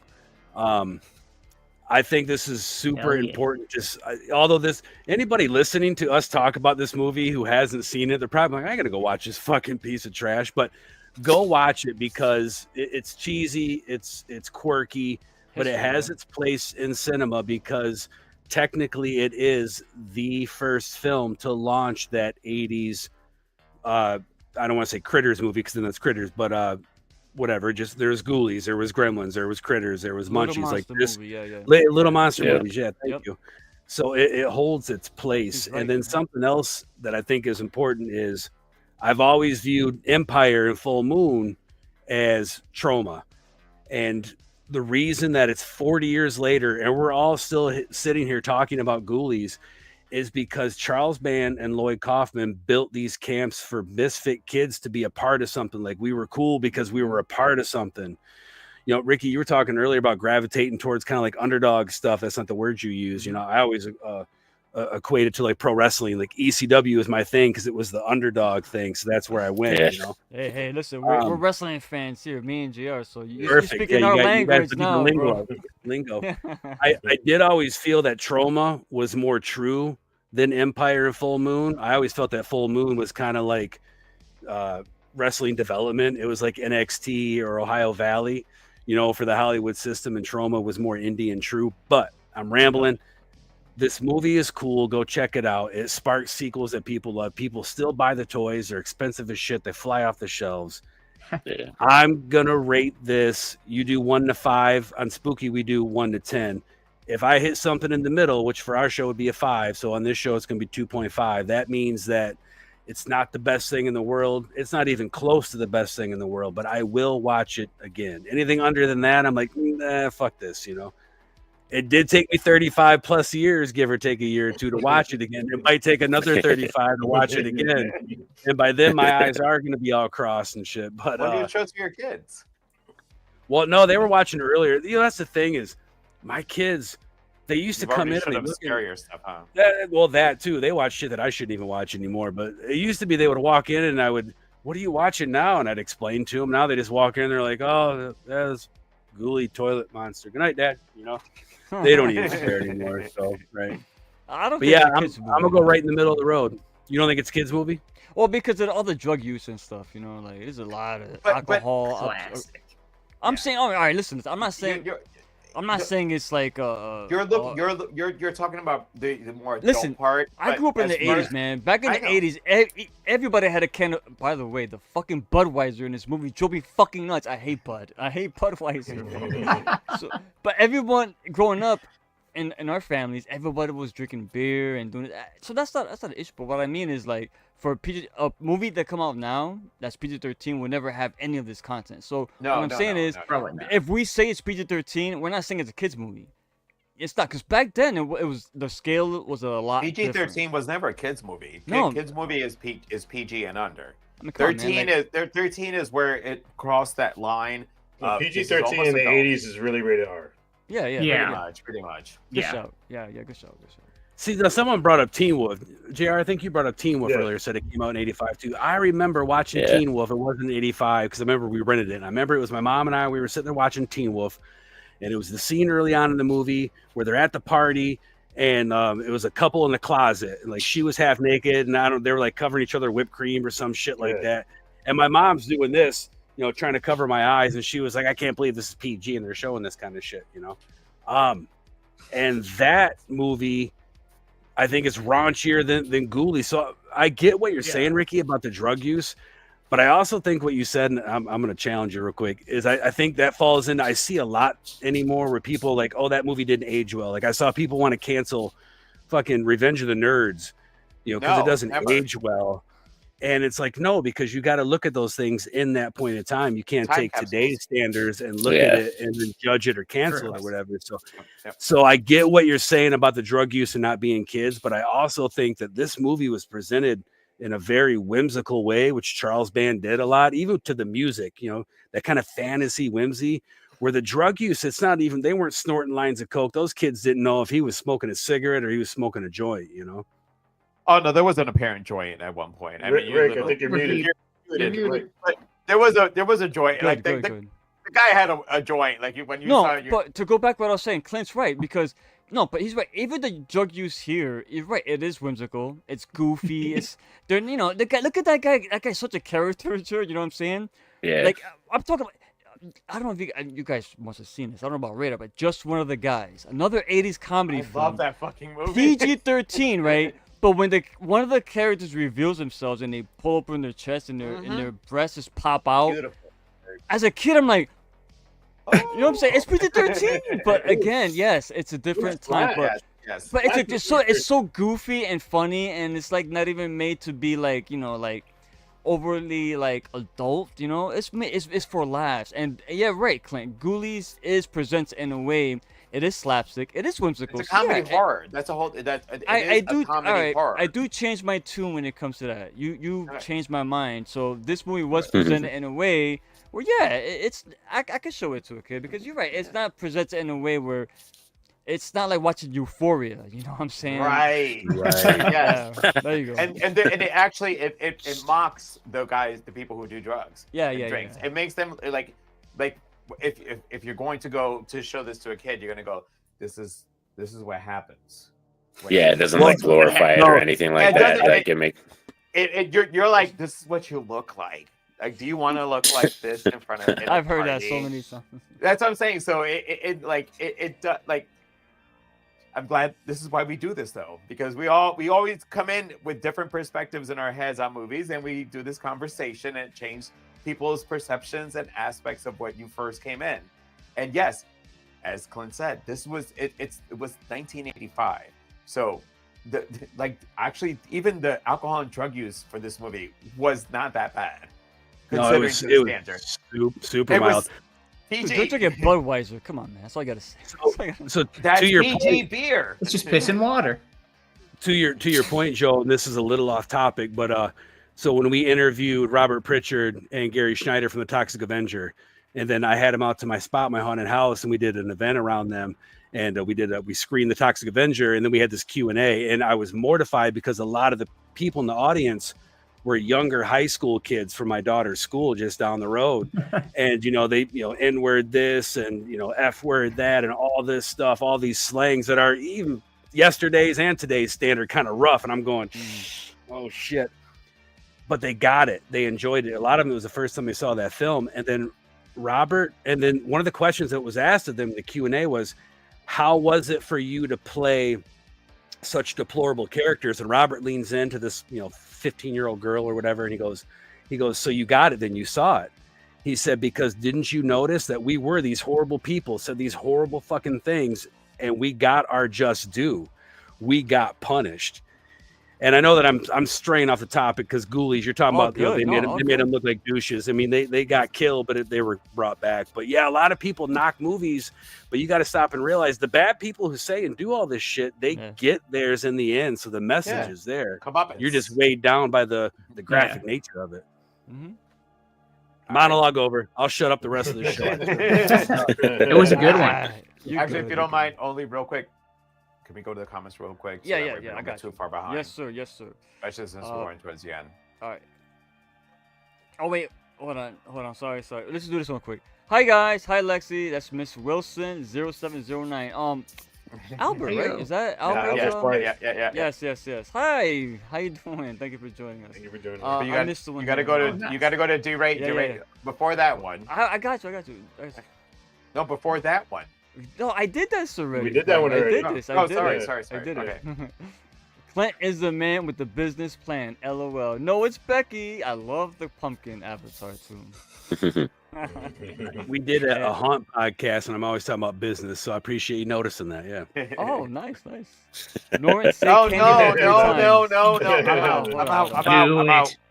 I'm out. If he's gonna do Joe, it, just mute it. Candyman.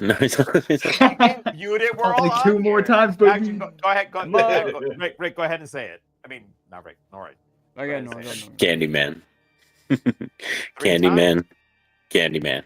There you go. We're all gonna die. Now, if we're not here tomorrow, now we know why. I got a mirror in front of me. We're looking at pictures of ourselves. We got mirrors. We're screwed. Yeah. Hell yeah! I like it spooky. Oh, listen, awesome. I like it spooky. They're fucking awesome. So I listened to the episode Joe was on. I found it funny. I know it's a coincidence, but before Joe came on to speak, you played the I don't know what it's called, the Grindhouse. Yeah, we do that when we go into the news segment. Oh, yeah. Yeah. So for Joe's video, that's his intro for all his movies that fucked me up. So before he came on, you played it. Cause I heard your other one. I know that's part of your show, but it was such a coincidence. The way that you ended up doing it, it's like you introduced me. Yeah. Because Rick uses that for my my movies that fucked me up. So it's like I find it's, even though I know that it's not, but it's like my theme song. Yeah, so when it came on, I'm like, wow, they even got my fucking song on here. He was like, they treat guests fucking well around here. And then he was like, Clint won't shut up and let me talk. Oh, man. No. Oh, shit, my wife is here. I gotta go. Bird, what up, son? Gateway Horror, take a shot. All right, I'll take a shot. Wait. Oh, yeah. We talk about that on the show. We talk about Gateway Horror all the time. It's take a shot. If you say Gateway Horror creative, take a shot. I took it. But wasn't there, I could have sworn that, wasn't there a movie that we had reviewed or talked about where we called it a Gateway Horror? That was the Scream one. I can't remember. It was Scream. Was it Scream? It was Scream. One of the Scream ones. The one that we liked, we rated pretty high. Which one? A Scream knockoff? It's the one where they basically were talking about the Gateway Horror. Thank you, Candyman. I'm not sorry. It was something else. All right, so Radar. What are we doing? This is a 5. You're rating it, and any last things you want to say? What are we doing? Yeah, any last things you want to say? You got a lunch bag. You know it's gonna be a 5, man. Oh, you know it. I'm doing a 5er. This is just so classically cheesy, but I will say it's like the kind of movie where I have to wait a couple years and so I can forget everything about it. So then when I go back and watch it, I'm just like, a masterpiece. Yeah. Just all the stupidity throughout it. I can relive it again. Beautiful stuff. I'm telling you, I am I not want going to buy a car from you, Radar. I'm not buying a car from you. Ain't buying what you sell. Slap the top of it. This bad boy can fit so many ghoulies in it. All right, JR, I'm gonna go to. I'll be right back. But JR, I'm gonna go to you. All right, for me, I mean, this is pure 85. I mean, the movies in the 80s were about entertainment and enjoyment. They weren't about to be. They're not to be taken serious. All the movies that we watched in the 80s were just pure entertainment. There was no real storyline to it. There was really nothing going on. It was just, all right, put a movie together for entertainment. Let's see. And ironically, 2 years later, one of my favorite movies that had to do with little monsters came out, which was The Gate. Love the movie The Gate. Love The Gate. So this is that time, like, you know, Clint, you were saying that this was the one that started all those little monster movies. And I totally agree. I mean, I'll be honest, when I started watching this, I was like, this is not what I fucking remember at all. Yeah, same here. Same here. Like, okay, I don't remember about Cult. It's don't because remember. you remember the sequels. That's why. To be honest, I haven't watched the sequels in a long time. So this was it was almost like I'm watching the movie for the first time all over again. Mm-hmm. And I was thrown off with it because, like, I was expecting, like we were talking, so much of the Ghoulies, but because it lacked so much of the Ghoulies, like, it left a little bit of disappointment as I was watching it. But then the characters were just so over the top dumb that it added what the 80s was about. Basically taking stuff like, think about this. The dude had weed, but how many times was it actually lit? He had a joint in his mouth so many times, but when was it actually lit half the time? Like a quarter of the movie was him just trying to find a match. Yeah. Yeah. I love how those guys came in on that fucking motorcycle, lit up a joint each, and walked into the fucking party already fucking smoking that shit. You don't see that shit. So no more. are you saying that's not how we're gonna ride into a party? I'm not riding on a motorcycle. Rick, you're saying, listen, if there's gonna be you're good. If there's a party and there's two stoners, it's me and you, Joe. That's what I'm saying. So you say that you and I are not gonna show up at the party. You'll be riding. I'll be the guy in the back. You're gonna make me drive? Hell no, you're you driving, don't want me driving. I fucking said, intoxicated, bro. who's gonna drive for us? JR. What? Yeah, JR could be talking. the driver. Yo, I ain't picking y'all fuckers up. You're driving. I ain't picking you guys up. Nose goes for pick us DD. up. We'll show up. We'll show up in the cart. We just need you to take us there. Yeah, no, it's not happening. That's not. Brother. You No, gave I it a got a 5, Joe. He gave it a 5. You missed it. I got a couple of Hersons. So I'm not picking you guys up. Yeah. No, but yeah, like, for me, it's like yeah, the characters are not memorable characters except for Dick. You know, every time I see him, all I thought was like, this dude looks like meat from Porky's. No, he reminded me of this guy. He reminded the guy from Willard. What's that guy's name? Oh God, I forgot his name. Crispin Glover. Crispin Glover. Yes. That's what he reminded me of. I see meat more than Crispin Glover. Meat from Porky's. Meat? Oh, for Porky's? Yeah, the great Bob Clark, man. Bob meat Clark. from Porky's, but Bob yeah, Clark. like, it's. What a catalog. Am I gonna go watch it? I mean, I'm not. We're not bashing the movie. The movie, it is for what it is for the time. And am I gonna go back to watch it? I agree with Clint. Probably not immediately. Probably not for a while. I am curious about the sequels because Norin got me wanting to see the college one.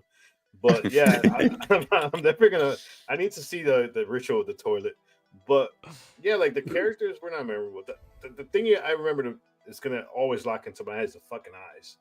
I mean, it's just a lazy eye. The movie, it made itself memorable to you, though. You're never going to forget. No, but that's what I was saying. That's what I'm saying with all 80s films that we watch horror are memorable because of the fact that they're like this. They're made for entertainment. They're not made to be taken serious. You're not gonna walk in and be like, "Oh, this movie deserves an Oscar." No. I mean, it's all about fun. Nope. And It's dumb fun. Dumb fun. it is Big dumb fun. I mean, I still think that dinner scene where they're all sitting there with glasses, and like, not one of them is really made a comment about the fucking ghoulies in the food. No, because they can't see it. None of them can see it because we don't know that because they didn't really say anything. They did. No, they did. They can't see the ghoulies? When he summons them, Jonathan says summons it. them and he did his spell. Right, yeah. He said, Yeah. only I can see. You can roam around the house. But so in other words, while you're walking around, a Ghoulie's like, But next the to follow you. to that though is then they were attacking the people, so they can't really show themselves, but yet they were still attacking the people. Yeah, I When see what you mean, Malcolm, GR. wait, when Malcolm came out, they attacked the people. Oh yes, While he broke that spell. Jonathan, yes, you got. Yeah, That's what I'm yep. saying. And it Oh involves. yeah. Listen, the movie is not the greatest, but But they still do had a check their boxes. storyline. They do It check their had a boxes. storyline. It like, But it wasn't literally, a serious storyline. It wasn't. That's what I'm it saying. was It's not not. necessarily- It was not. All but- it was because- Malcolm coming back and regaining his power. That's all. That's Yes. the storyline. And by the way, the kiss, because when JR, the kiss part was for him. I know, to take that energy. Yeah, I know. Yes, it That was, was it was a still weird disturbing. way It to was do it. disturbing. You know, It was It still was weird. And to top it I don't off, want to kiss my son to like absorb. A him. son and- kissing no. your dad is weird. and to The top old it Tom off, Brady special. So Malcolm set all this up. Is Right? that Tampa Bay Tom Brady or is that That's the New England Patriots Tom Brady. No, that's I'm gonna go with Tom, I'm gonna go with Tampa Bay. It's the Patriots Tom Brady because I'm sure he was getting a massage with Robert Kraft when he got busted too. Uh We're gonna bring that. They were there together. Hold on. Now you guys are talking a foreign language to me. So No, Oh, but- sorry. No, but for me, It's football. Agenda? Sorry. Go ahead. Oh my God, judges. So I got a question for you guys though. So Malcolm set this up, but when I'm watching the film, the thing I was thinking was like, wow, Wolfgang set this shit up too, because he was using the kid because he knew Malcolm was coming back and he wanted to get kill Malcolm the whole time. So Wolfgang felt like he was part of the whole ploy, even though he wasn't working for Malcolm. He knew the kid was gonna do what he was gonna do. But then he kind of used the kid. He used Jonathan at the same time To in order stop kill Wolfgang. Malcolm. Yeah, so I was thinking like this fucker. He was No, a caretaker. All right, that's 3. No, I'm talking. Keep going with what you're saying. No, I'm done at 3. oh. You give it a 3? you with you the kept Wolfgang- cutting him off, man. I'm This is- sorry. With the Wolfgang thing, like Wolfgang was the one that was trying to stop him from rising up, basically. And Wolfgang was the one that was strong enough to be able to stop him, which is why when they fought each other and he told them to run, that was the only person in the whole cult that would be able to stop him. My score's a 3 too. My score's a 3. My score is a 3 because this movie. Come on, fellas. Come on, fellas. Only 3s? Only- No, I'll explain. I'll explain. I'll Okay. explain. Listen, a 3 is better. Listen, like Clint had expertly already just explained. It's a 5. A 2.5 is half. That's average. That's good. That's good.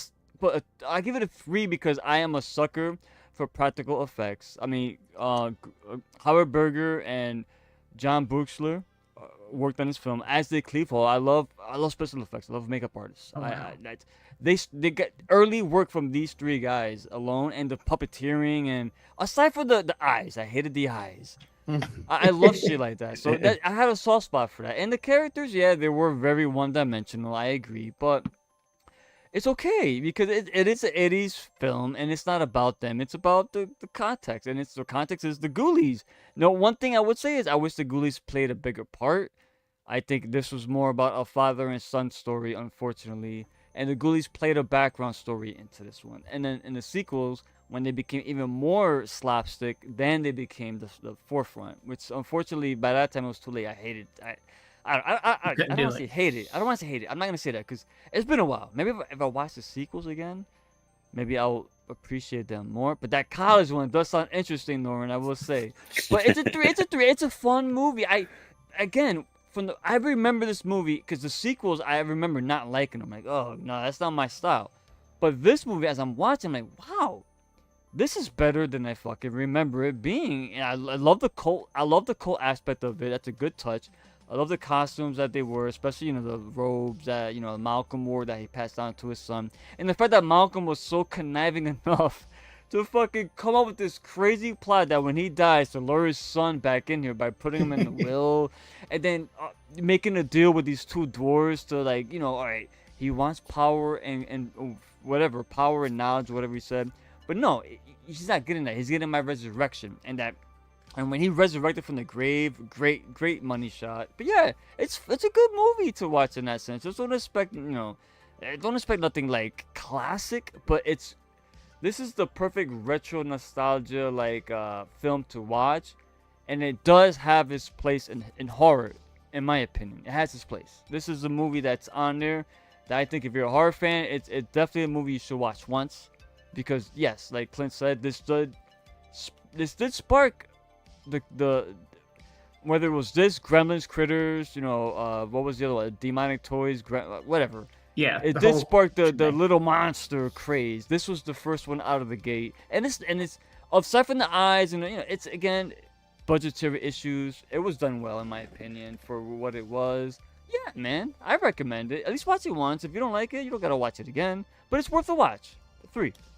Expertly put. It's also one of those movies, and my co-host on Spooky brings this up too.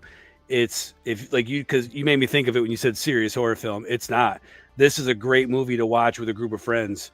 If you got like a projector out in the backyard and you have a bonfire and cooking burgers, throw something like this on. Everybody can laugh and enjoy it, and their kids can run around or whatever. So, this would be perfect in October, like with some s'mores and stuff. Oh my god.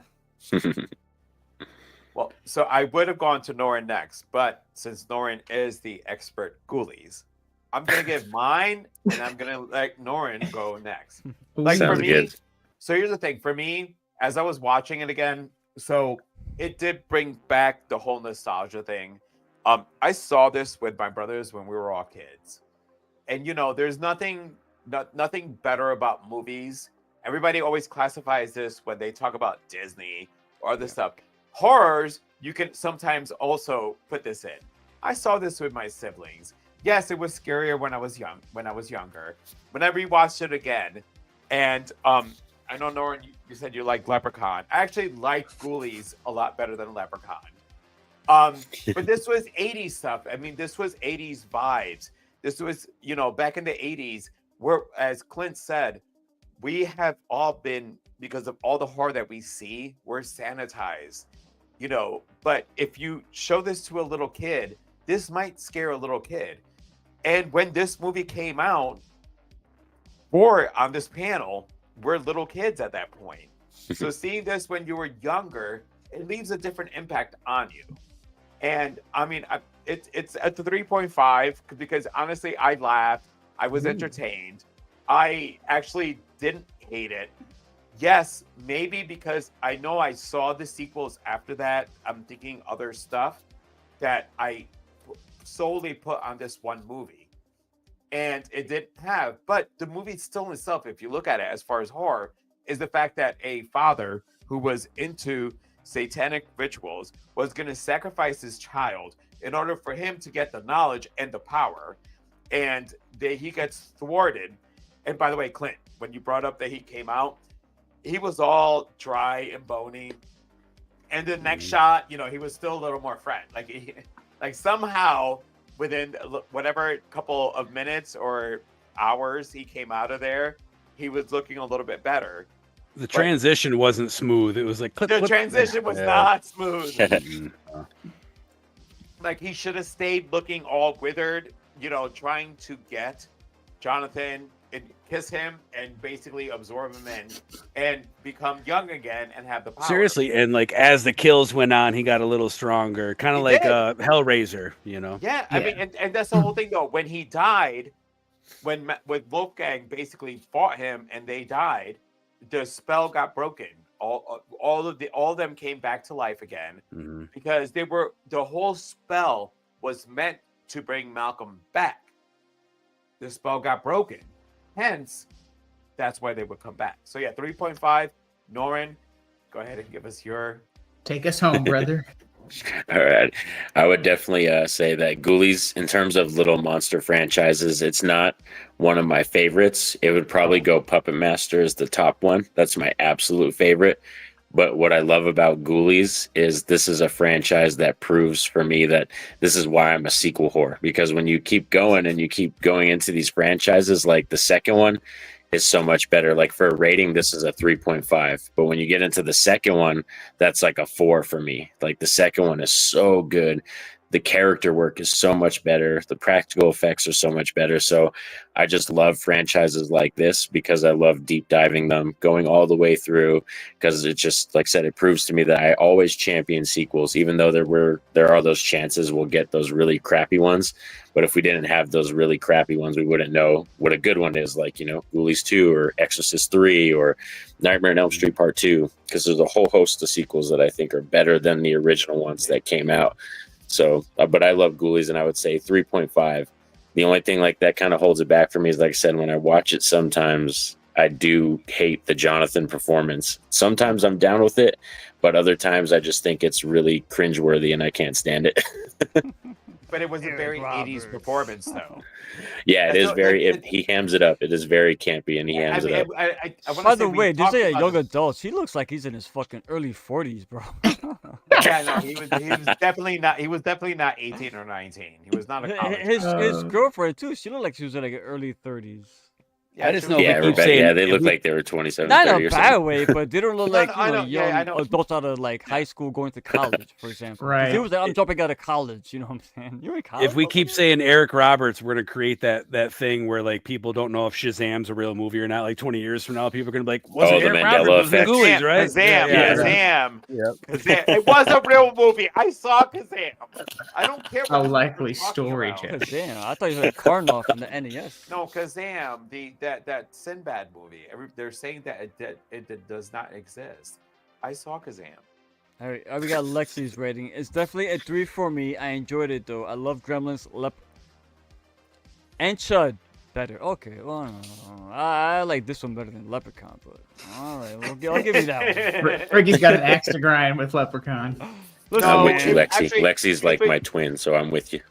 Radar, I promise you, Radar, that when we talked about it towards the end, we were like, it wasn't all that bad. Oh, here we go.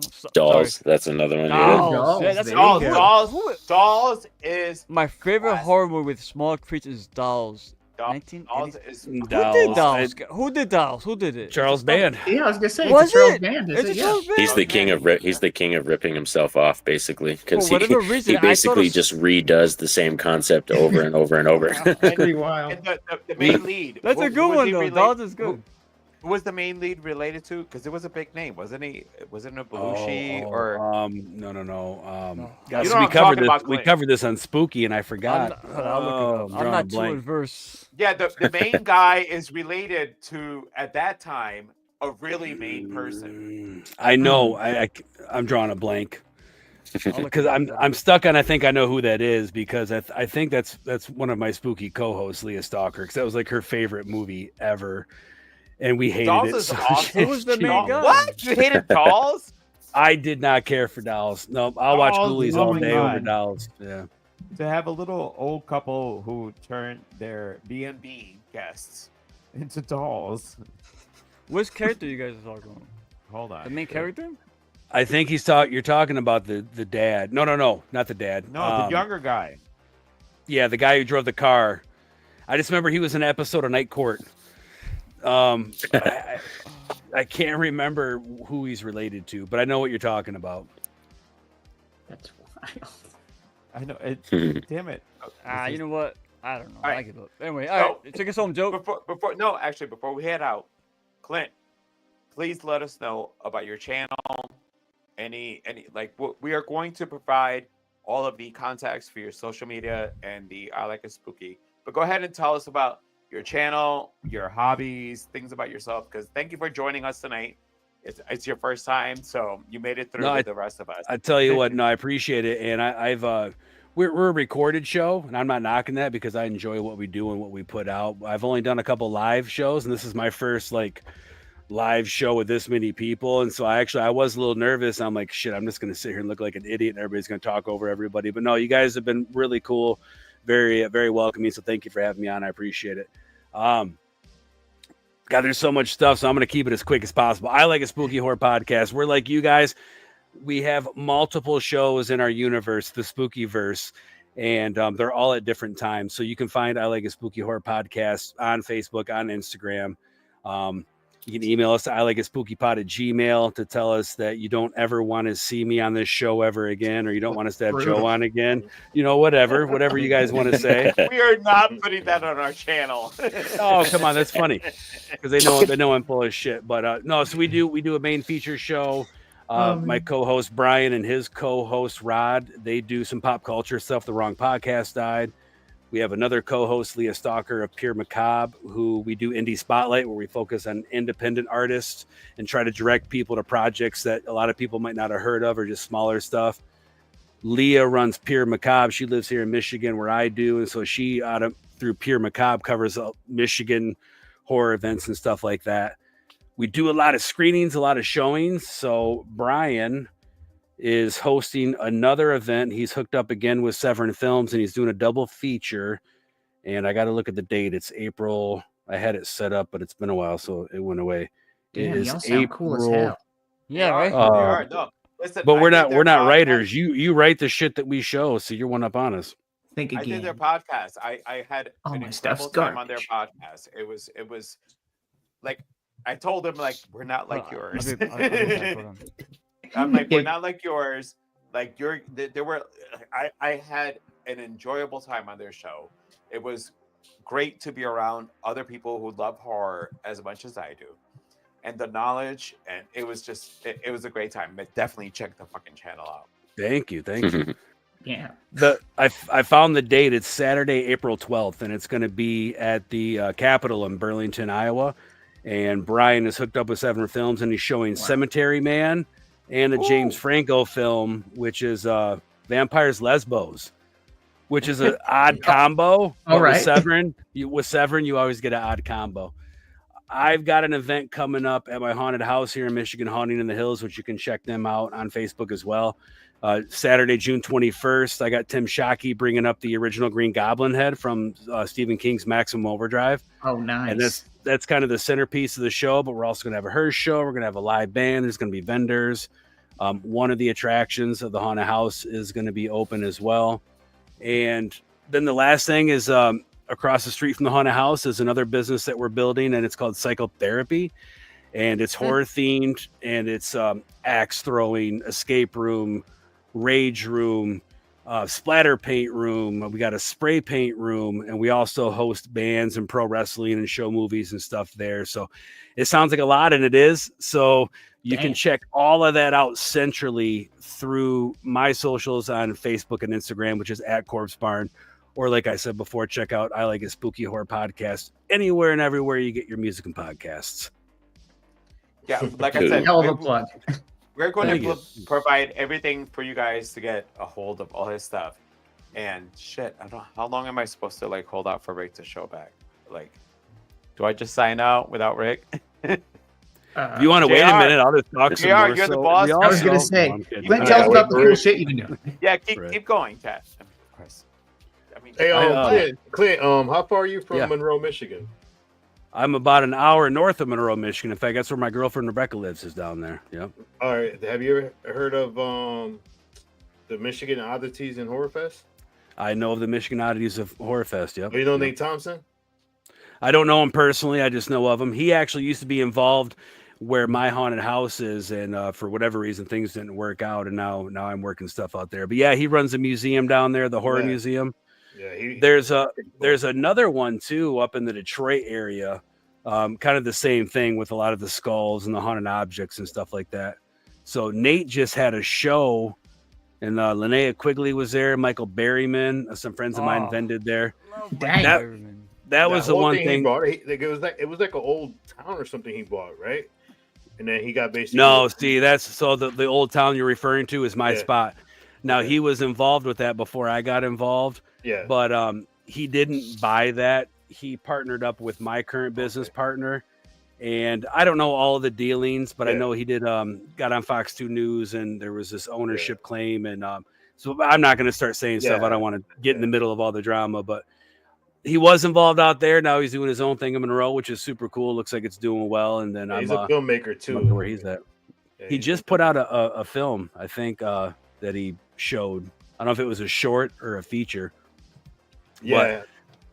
He's pretty cool. Saying that made me think of one thing I didn't plug about myself. I mean, Ricky's back, but I'll keep talking.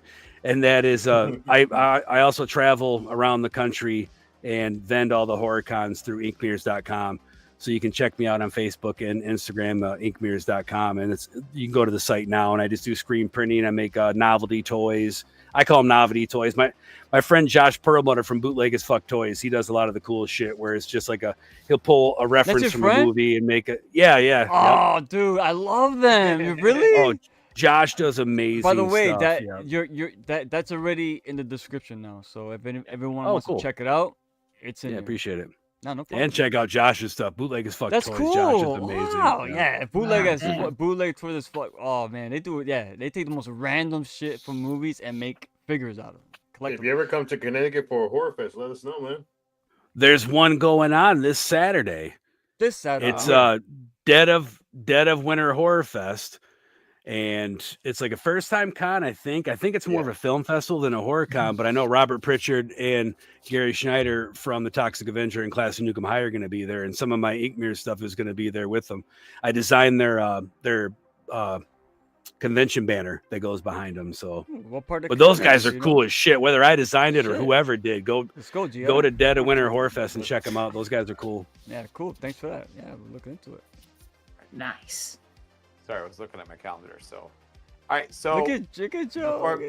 No, shut up. Because I want to see who is joining us. You want for the monkey? Right. Yeah. Thank you. All right. So before Rick takes us home, make sure to join us next week. We are going to the movies. We're going to go see The Monkey, and Rob and Lindsay will be joining us. So make sure you check it out.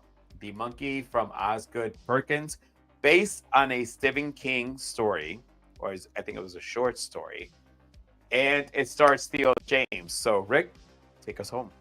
With that being said, thank you everyone for joining us. Thank you for Radar, Norin, and Clint, JR, Joe, as always. Stay good, stay healthy.